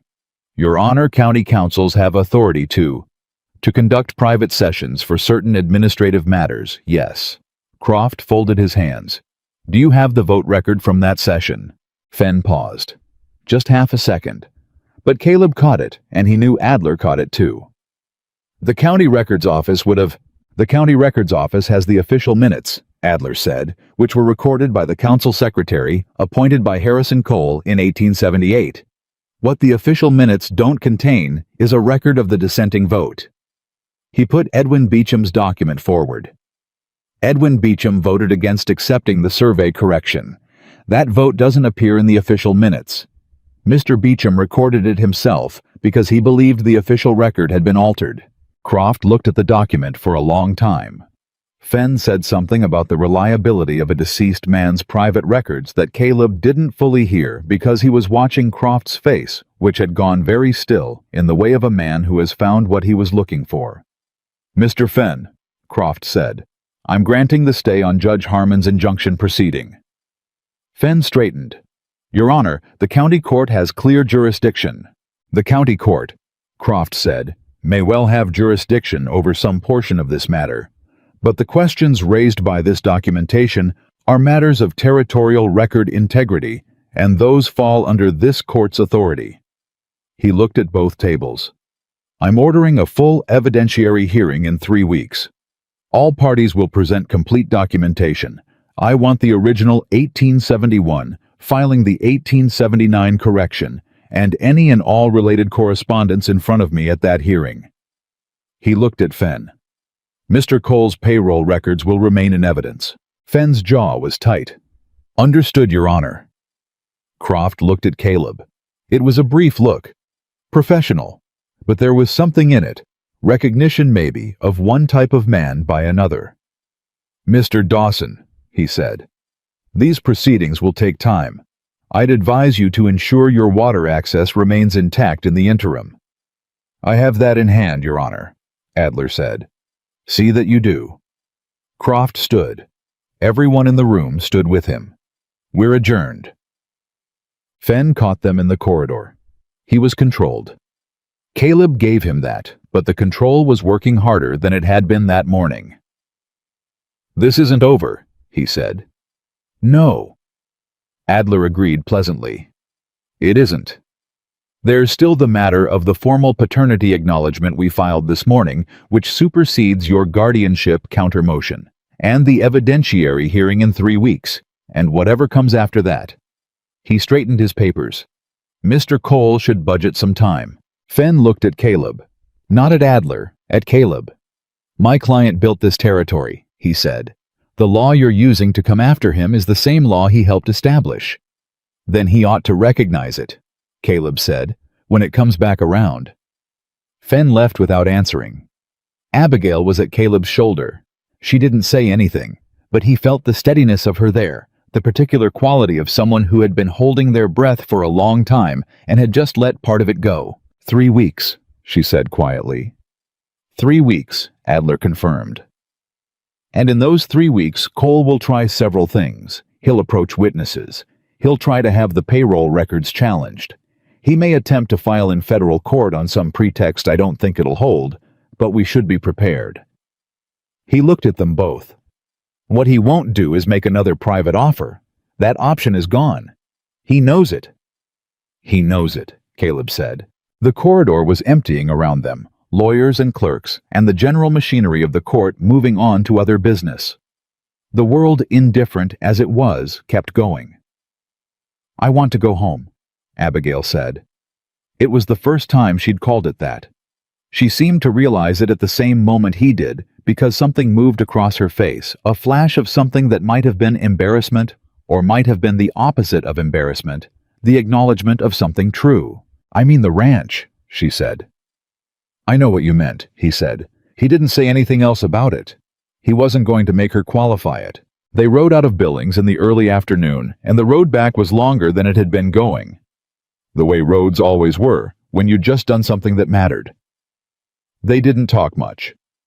Adler peeled off at a junction to take the eastern route back toward Helena, and shook their hands, and said he'd be in touch within the week, and rode off with the efficiency of a man who had 4 other cases that had been waiting patiently. Caleb and Abigail rode the last 10 miles to the ranch in the particular quiet of 2 people who have been through something together and don't need to narrate it. Pete was at the gate. Clara was beside him. She'd apparently been at the gate for some time, based on the expression on Pete's face, which was the expression of a man who had been asked approximately 40 questions in the last hour, and had answered most of them. "I don't know. Ask him yourself." Clara came through the gate at a pace that was technically not running, but had the same energy as running, stopped in front of Caleb's horse and looked up at him. "You came back," she said. "I said I would," he said. "I know. But—" She stopped. Her jaw did the thing it did when she was deciding whether to say something. "But what?" he said. "I had a bad dream last night," she said. "Even though I don't have bad dreams anymore." She said it like this was an accusation. He dismounted. He crouched down to her level. "Clara," he said.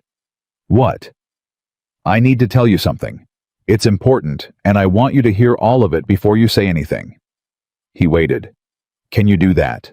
She looked at him with the measuring gaze. Then she nodded once. "Your mother and I knew each other a long time ago," he said. "Before you were born. We cared about each other, and then some things happened that kept us apart, and neither of us knew the full truth of why.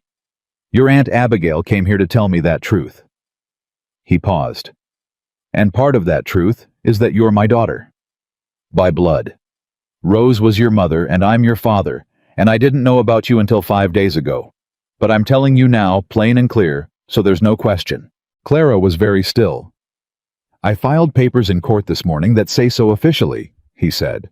So it's not just something I'm telling you, it's a fact that the law knows about. He met her eyes. I understand that's a lot, and I understand if you need time to think about it, or if you have questions, or if you're angry about it. You can be any of those things. I'm not going anywhere. She stared at him. He waited. She said, I already knew. He blinked. I knew when I saw you, she said with the matter-of-fact certainty of a child who has worked something out and is mildly surprised the adults are only now catching up. Mama had a photograph. I only saw it twice, but I remembered it. She looked at his face. You look the same, just older and more worried. He heard Abigail make a sound behind him that was definitely a laugh caught and compressed into something else. You knew, he said. I suspected, Clara corrected with great precision. I didn't want to say anything in case I was wrong, and it made things weird. She paused. Aunt Abby knew I suspected. She said I should wait for you to say it yourself.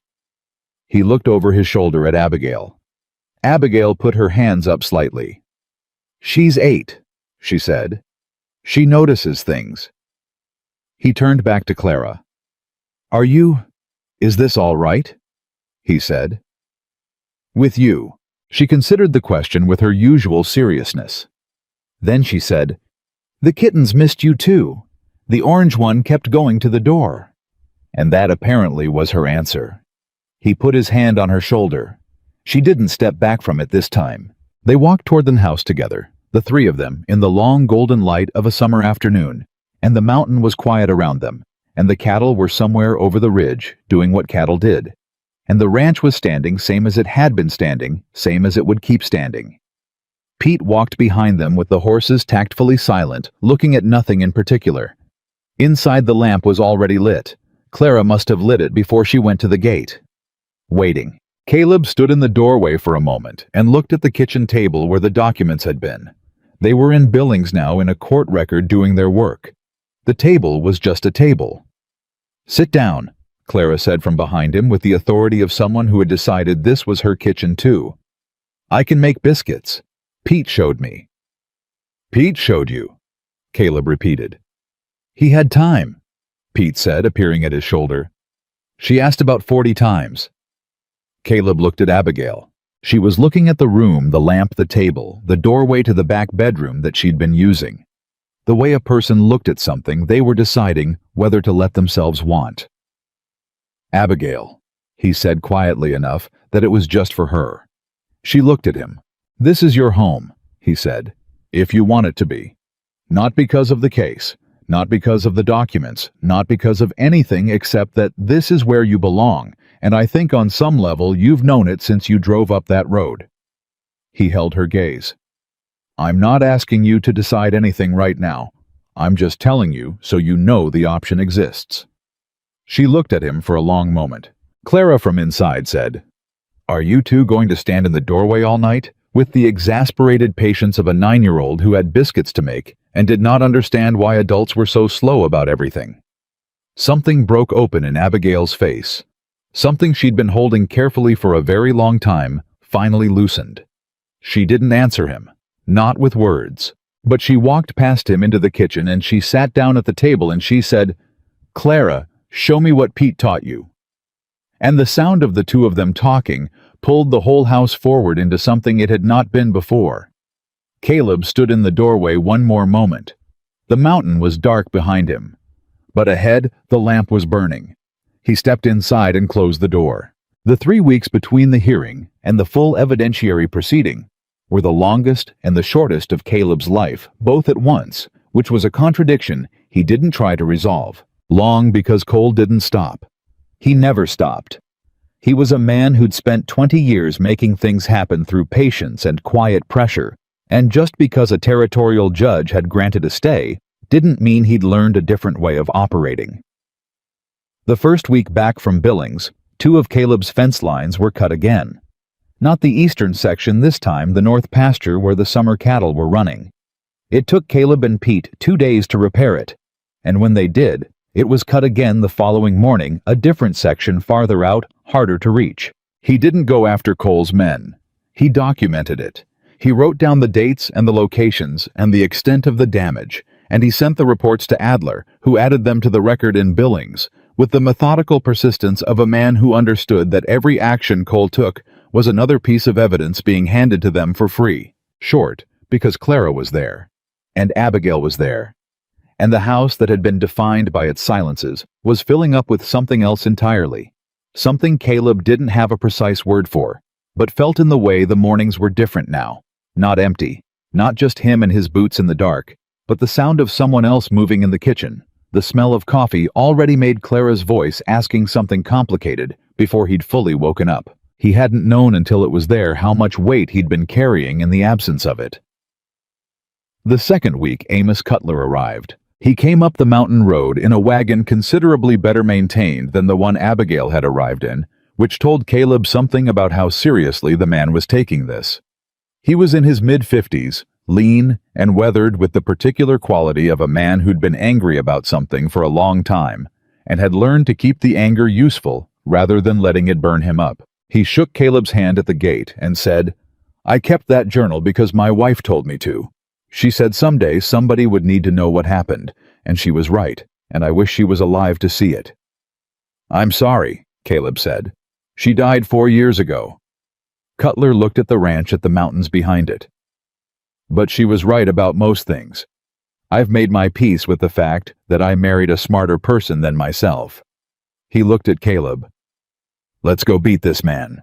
Margaret Beecham arrived 2 days later, brought up the mountain in a proper coach that Adler had arranged from Billings, and she came out of it with the unhurried dignity of a woman who had decided this was the last significant thing she would do and intended to do it correctly. She looked at Caleb, looked at Abigail, looked at Clara, who had come out with her arms crossed and her most serious expression, and said to Clara, "You have your grandfather's eyes, whoever he was. A good steady set of eyes." "Thank you," Clara said with great formality. "You're welcome." Margaret looked at Abigail. "You're Rose's sister." "Yes, ma'am." "You look like her around the jaw, the stubborn part." She said it with something that was almost affection. "I liked Rose Harper very much. I was sorry about how things went for her." She paused. "I'm going to fix that now. As much as one old woman can fix things." "One old woman with Edwin's minutes," Abigail said. "Edwin's minutes and 37 years of watching Harrison Cole in this territory." Margaret looked at the mountains. "I know where every corner was cut and every truth was bent. I know it because Edwin knew it, and Edwin told me everything because he believed in telling the truth at home even when he couldn't tell it in public." She straightened. "Now I get to tell it in public. I'm looking forward to it." Clara looked at Margaret Beecham for a long moment. Then she said, "Do you want to see the kittens?" Margaret looked at her. "Very much," she said. "Yeah." The night before they rode to Billings for the second time, Cole made his final move. Caleb knew it was coming. He'd known since Billings that Cole would wait until the last possible moment, and then do something that was meant to knock them off balance just before they had to perform. It was how the man operated. He understood timing, understood that a person walking into a courtroom shaken was a different person than one who'd had time to settle. What he hadn't anticipated was what Cole would use. It was Douglas who came. Not hired men this time, not Fenn with his smooth implications. Douglas Cole himself riding up the mountain road in the late evening with 2 men behind him coming to the front gate like someone who'd decided on a particular kind of boldness. Caleb came out when he heard the horses. "Douglas," he said. Douglas looked at him from horseback. He had something in his hand, a folded document which he held out without dismounting, which was either a power play or a physical reluctance to stand on Caleb's ground. Caleb walked to the gate and took it. He read it standing there. It was a filing from a court in Colorado, Denver, specifically contesting the validity of Rose Harper's guardianship designation on the grounds that Rose had been of unsound mind in the months before her death, that her illness had impaired her judgment, and that the designation of Abigail Harper as Clara's guardian had therefore been made without full legal competency. Caleb read it twice. Then he looked up at Douglas. "Your father found a Colorado lawyer to file this the night before our hearing," he said. "My father is protecting his interests," Douglas said. "His interests are a little girl and a woman who drove 3 days to keep a dying sister's promise." Caleb's voice was very level, very quiet. "I want you to think carefully about whether that's the kind of man you want to have built your life serving." Douglas's jaw tightened. "You don't know my father." "I know what he does," Caleb said. "I know what he did to Rose. I know what he did to the Cutlers and the Hannigans and Edwin Beecham. And I know what he's doing right now, the night before a court proceeding coming after the guardianship of an 8-year-old girl." He folded the document. "You rode up here yourself, Douglas, not his men. You." He looked at him steadily. "Is that really what you wanted to spend this evening doing?" Something moved across Douglas Cole's face that Caleb hadn't expected. Not anger. Something more complicated. Something that looked for just a moment like a man catching a glimpse of himself from the outside and not finding what he expected. It lasted about 3 seconds. Then Douglas put his hat back on and turned his horse and rode back down the mountain without another word, and his 2 men followed him, and the sound of them faded until there was just the night. Caleb stood at the gate and breathed. Adler was at the door behind him. He'd arrived that afternoon for the morning ride. "I saw," he said. Caleb turned. "The Colorado filing is thin," Adler said. "Rose's death certificate lists her cause of death as pulmonary illness, not mental incapacity. They'd need a physician's testimony to establish unsound mind, and they haven't got one, not one who actually treated her. It's a nuisance filing. It's meant to make Abigail afraid." He paused. "Does Abigail know?" "Not yet." "I'll handle the legal response tonight. You handle Abigail."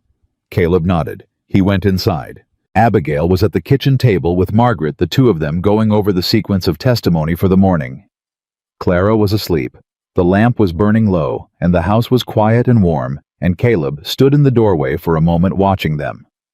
This woman who'd built a 4-year case out of a dead sister's box of letters, and a 71-year-old woman who'd kept a secret for 37 years, because her husband had asked her to, and he thought about what it cost people to do right by the people they loved when the world was actively working against them. He came in and sat down and told Abigail about the filing.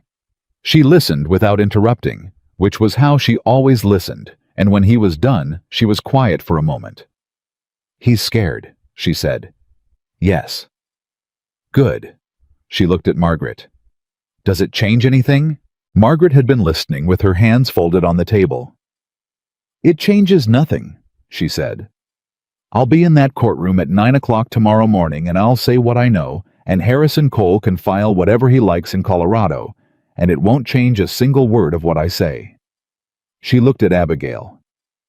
"Edwin didn't keep those minutes for 37 years so that we'd fold the night before." Abigail looked at her for a moment. "No," she said. "He didn't. Then get some sleep." Margaret stood with the careful deliberateness of her joints. "We have work in the morning." The courtroom in Billings was fuller than the first hearing. Word had gotten out the way it always did in territories where information traveled faster than people thought it should, and the gallery had people in it that Caleb recognized from Harlan Creek, and people he didn't recognize from places he couldn't guess. Amos Cutler sat in the front row with his hat on his knee. The Hannigan family, husband and wife, and their eldest son sat 3 rows back. People who'd been waiting a long time to be somewhere that the truth was being told.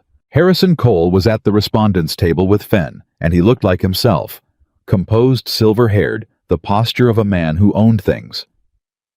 But there was something different in him today. And Caleb, who'd spent 20 years reading cattle and weather and the kind of trouble that came before, it announced itself, could see it. Cole was watching the gallery. He was counting the faces, and he was understanding for the first time what had been assembled against him. Croft came in, and the room stood and sat, and the work began. Adler had arranged the testimony in a specific sequence, and Caleb understood the architecture of it when he saw it in action. He didn't start with the documents. He started with Amos Cutler. Cutler took the stand, and he told his story plainly in the flat, factual voice of a man who'd gone over it many times and had stripped away everything except what happened. He described the months when his cattle were turned from the water. He described the offers Cole's men had made to buy his land at prices that made no sense unless you understood that they were buying desperation, not acreage. He described the day he signed the papers with 3 animals already dead and a dozen more weak from thirst, and how one of Cole's men had been friendly about it, almost apologetic, and how that friendliness had been the worst part. Fenn cross-examined him for 40 minutes and didn't make a dent. Then the Hannigans. The same story in different details, the same pattern underneath. Then Arthur Wells, 80 years old by deposition, read into the record by Adler, identifying his own signature on the original 1871 water rights filing, and confirming that the Dawson homestead's primary water access had been correctly recorded and that no subsequent correction had ever been presented to him for his own verification. Then Adler entered the payroll records. Cole's own foreman's name appeared on 12 separate dates in 1880, assigned to the area of the Cutler property during the exact period Cutler's journal documented the water interference. Fenn objected to the record's admissibility on technical grounds that Croft overruled in a voice that suggested he'd heard the objection already and found it unpersuasive. Then Margaret Beecham. She came to the stand with the particular unhurried certainty of a woman who'd been waiting 37 years for this exact chair and intended to sit in it correctly. She identified herself and her husband and the date of the council meeting, and then she described in precise and undeviating detail what Edwin had told her the night of that meeting, what he had seen, what he had said. What had happened 3 days later when Cole's man came to their house with a suggestion about the value of keeping quiet? Fenn stood to cross-examine her. "Mrs. Beecham," he said pleasantly, "you were not present at this council meeting yourself." "No." "So your testimony is based entirely on what your husband told you?" "My husband told me everything," she said. "Every day of our marriage. He was that kind of man. Not every woman is so fortunate." She met Fenn's eyes. "He told me that night, and I wrote it down in my own journal the following morning while it was fresh. I brought that journal." Fenn paused. "You brought—" "My own journal, yes." She looked at Croft. "I'd like to enter it into evidence if that's appropriate, Your Honor. Edwin's account in his minutes and my own written record of what he told me the following morning. 2 separate documents describing the same events from the same source." Croft looked at Fenn. Fenn sat down.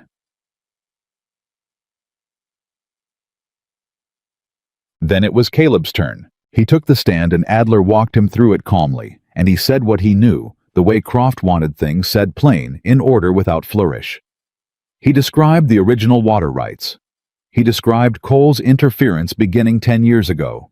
He described Rose Harper and what had been done to her, and what had been done to him, not with anger, but with the flat, precise grief of a man who'd had 10 years to understand what was taken from him, and had decided that understanding it clearly was worth more than being undone by it. Fenn stood to cross-examine. "Mr. Dawson," Fenn said, "you've made serious allegations about my client's personal conduct toward a woman named Rose Harper, who is deceased and cannot speak to these matters herself." "She spoke to them in letters," Caleb said. "They're in evidence. Letters written by a woman who we might note had reason to be bitter about circumstances in her own life." "She wasn't bitter," Caleb said. The quietness of his voice was very deliberate. "She made her peace with it. That's what the letters say. She wasn't writing to accuse anybody. She was writing because she wanted me to know the truth before she died." He looked at Fenn steadily. "The bitterness is mine. I'm the one who lost 10 years. Fenn shifted. "And yet you're asking this court to act on the word of a deceased woman, a journal kept by a man who sold his land under arguably ordinary business circumstances, the private notes of a council member who is also deceased, and the recollections of his elderly widow, and the payroll records," Caleb said, "and Arthur Wells's deposition, and the original 1871 filing, and the 4 families sitting in that gallery who can tell you the same story in different details." He paused.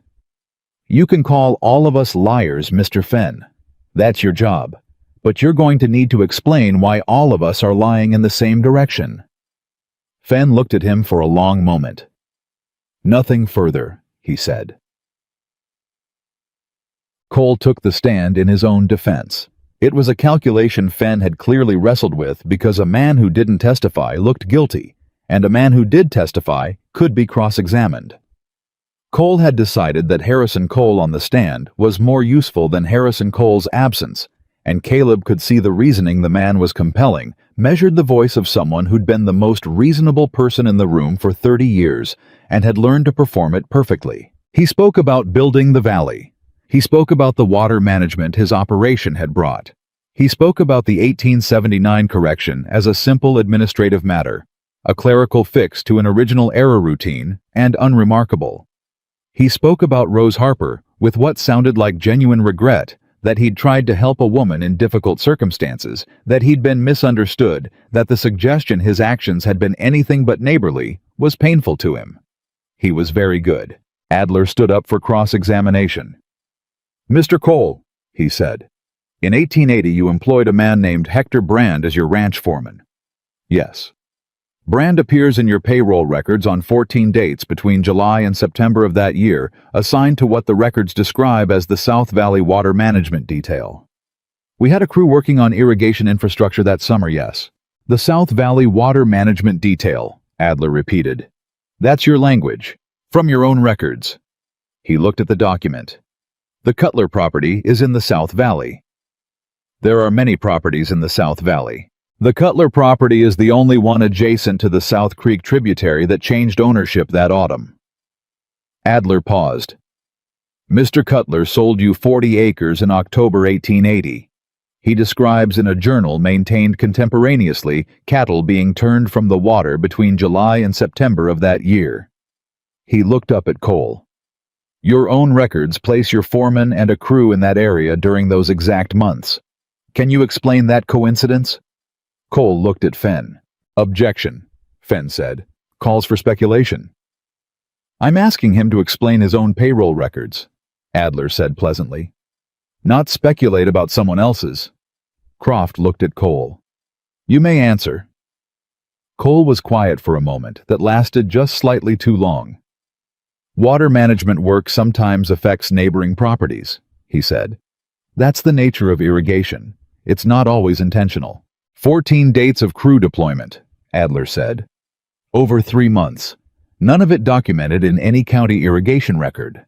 None of it reported to any neighboring landowner as required by territorial water statute. He set the papers down. "Mr. Cole, what was your crew doing on those 14 dates?" Cole said something about incomplete records and the complexity of large operations, and Caleb stopped listening to the words and watched the gallery instead. He watched Amos Cutler's face, which was very still in the way of a man hearing the thing he knew to be true, finally being said in a room where it had authority. He watched the Hannigans, husband and wife, the wife's hand over her husband's on his knee. He watched Margaret Beecham sitting straight, watching Cole with an expression of complete and patient certainty. He watched the people of Harlan Creek who had come to sit in the gallery of a courthouse 60 miles from home because something in them had understood that this was the reckoning they'd been waiting for, even if they hadn't known they were waiting. Cole's composure was intact when he left the stand. Barely. Fenn made his closing argument, and it was professionally competent and structurally sound, and it didn't have anywhere near enough solid ground to stand on, and everyone in the room could feel it. Adler made his closing argument in 12 minutes. He didn't speak about justice or fairness or the rights of the common man. He spoke about documents. He laid out the documentary record in order, each piece connecting to the next, and he said what the record showed, and he stopped talking.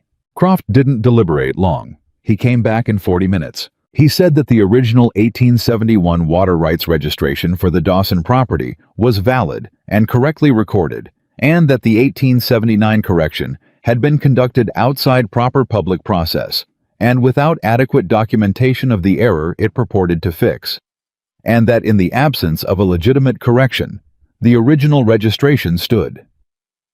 He said that the evidence presented indicated a pattern of conduct by Harrison Cole and agents acting on his behalf that constituted interference with water access rights belonging to multiple property holders in the valley, and that he was referring the matter to the Territorial Attorney General for investigation of potential fraud in the county records office. He said that the counter-motion challenging Abigail Harper's guardianship of Clara Dawson was denied on its merits, and that the Colorado filing was formally dismissed as without evidentiary foundation. He said the stay on Judge Harmon's injunction proceeding was made permanent. He said the Dawson water rights were restored and protected by order of the circuit court. He said court was adjourned. The courtroom noise hit all at once the way sound came back after a pressure change, and Caleb sat very still in the middle of it for a moment while the world rearranged itself around him. Amos Cutler was across the room, shaking Adler's hand with both of his. The Hannigans were standing up the wife with her hands over her face for just a moment before she pulled them down and composed herself. Margaret Beecham remained seated as if she'd earned the right to let the moment come to her rather than going to it, and she looked at no one in particular with an expression of profound private satisfaction. Abigail was beside Caleb. He looked at her. Her eyes were bright. Not crying, Abigail Harper didn't cry in public. He'd learned that about her. But the brightness was there, the thing underneath the composure that she let out only in controlled small amounts. Like a woman who'd learned that too much feeling at once was a vulnerability, and hadn't entirely forgotten that lesson even now. "It's done," she said. "It's done," he said. She breathed in, out. Rose would have... She stopped. "I know," he said. She nodded once.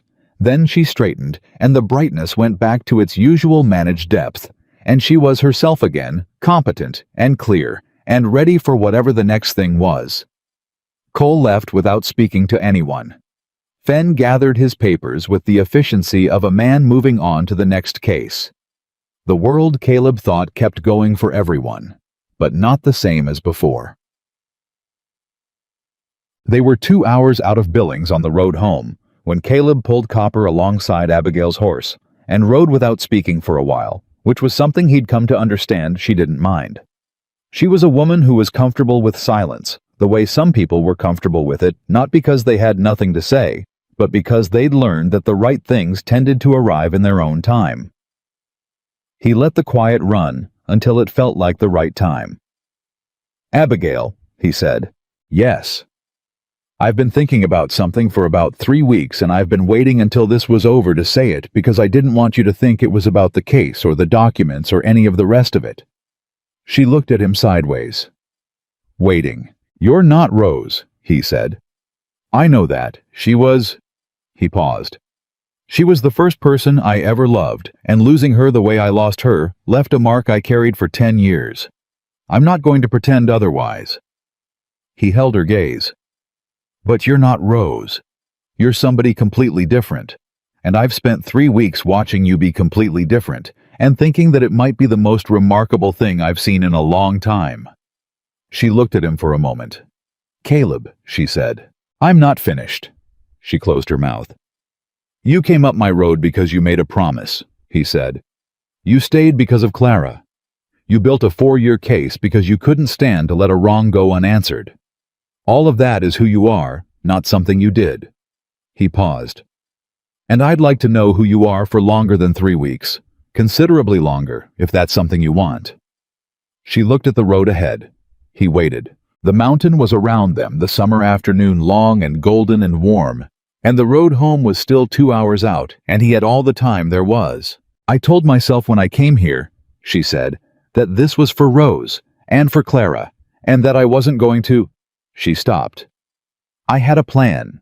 I'd explained it to myself very carefully. I would come, and I would give you the letters, and I would present the case, and then Clara would know her father, and the wrong would be addressed, and I would..." She paused again. "And then what?" he said. She looked at the road. "I didn't have a clear picture of the then what." "That's interesting," he said, "given how clearly you'd pictured everything else." She looked at him, and there it was, the real smile, the one she didn't catch in time, the one that changed her face into something he hadn't seen before. "Don't read too much into that," she said.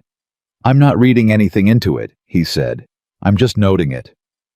She looked at the road again, but the smile was still there at the corner. "I'd like to stay," she said quietly. "Not because of Clara. Not because I don't have anywhere else to go. Because I do. I built a life in Colorado, and it was a good one. Because I want to." She paused. "Because in 3 weeks I've seen what you are, and I think it might be worth finding out more about it. And because—" Another pause. "Because when I told Clara we were going home, and she knew I meant the ranch, I felt something I haven't felt in a long time." "What?" he said. "Like the thing I didn't know I was looking for had been up a mountain the whole time," she said. "Waiting to be found." He looked at her for a long moment. Then he said, "I've got a second bedroom that's been waiting for something for 10 years, and a barn full of kittens, and a daughter who already treats your kitchen like it belongs to her." He paused. "And I'd like to ask you properly when the time is right. I'm not asking right now. I just want you to know I intend to." She looked at him. "That's a very deliberate statement." "I'm a deliberate man. I've noticed." They rode for another moment in comfortable silence. Then she said, "When the time is right." "Yes." "And who decides when that is?" "I imagine you'll let me know," he said. She laughed. Actually laughed out loud, the kind that surprised her, and the sound of it went out into the afternoon, and the mountain took it in, and Caleb thought he could probably spend a considerable amount of time trying to produce that particular sound again. Clara was at the gate.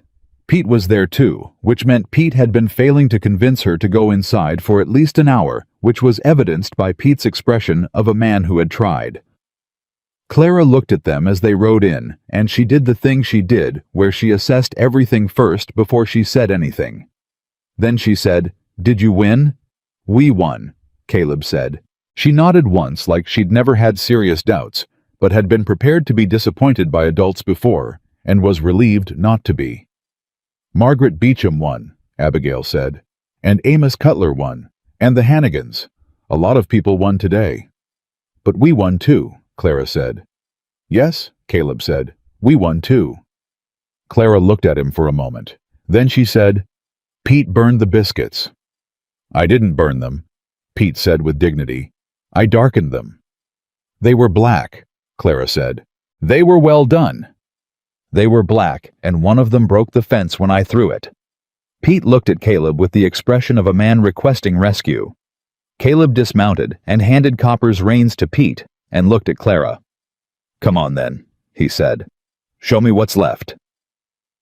She took his hand with the matter-of-fact naturalness of a child who had decided this was simply something she did now, and they walked toward the house together. He felt her hand in his, and he thought about Rose the way he always would, the way she deserved, not with the ache of 10 lost years, but with the particular complicated tenderness of a man who understood now that love didn't end when people left.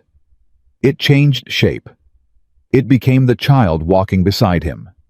It became the woman behind him dismounting, with the ease of someone who'd been riding this road her whole life. It became the house ahead, with the lamp in the window that Clara had lit before she went to the gate. Waiting. At the door, Clara stopped. She looked up at him with Rose's eyes and Caleb's steadiness and something entirely her own. "Are we staying?" she said. "For good, all of us." He looked past her at Abigail, who had come up behind them and was standing close enough that he could see exactly what was in her face. The hope she'd stopped letting herself have somewhere along the 4 hard years of keeping someone else's promise coming back slowly now, careful as a thing that had been hurt before. "Yes," he said. He said it to Clara. He said it to Abigail. He said it to the mountain and the ranch, and the 10 years that had taken everything, and the 3 weeks that had given it back in a shape he hadn't expected and was not going to waste. "Yes," he said again. "All of us. For good." Clara nodded satisfied and went inside. Abigail stopped beside him in the doorway. She didn't say anything. She just looked at him for a long, clear moment, the kind of looking that said everything that was left to be said. Then she went inside. He stood in the doorway one last time and looked at the mountain. The summer light was long and golden, and the cattle were quiet over the ridge, and the creek was running full and clean, and the water that had always been his was his again, and would be after him, and after Clara, and after whatever came next. He heard Clara inside asking Pete whether burned biscuits were technically still food. He heard Abigail say, "We're making new ones." He heard Pete's enormous relief. He stepped inside and closed the door behind him. And in the Dawson house, for the first time in 10 years, there was no silence left to fill, only the sound of people who had found each other across the distance of all those lost years, building something together in the warm light of a summer evening, real and lasting and true. Some things that are broken heal wrong and stay wrong. But some things, the right ones, the ones that were always meant to hold, they heal the way bones do, stronger at the break than they were before. Caleb Dawson had spent 10 years believing he was a man who'd learned to live without. He spent the rest of his life learning he'd been wrong about that. And every morning after, when he woke before the sun in the house that was no longer quiet, he was glad with the deep, uncomplicated gladness of a man who'd been found by the right people at exactly the right time, that he had never not once stopped leaving the land.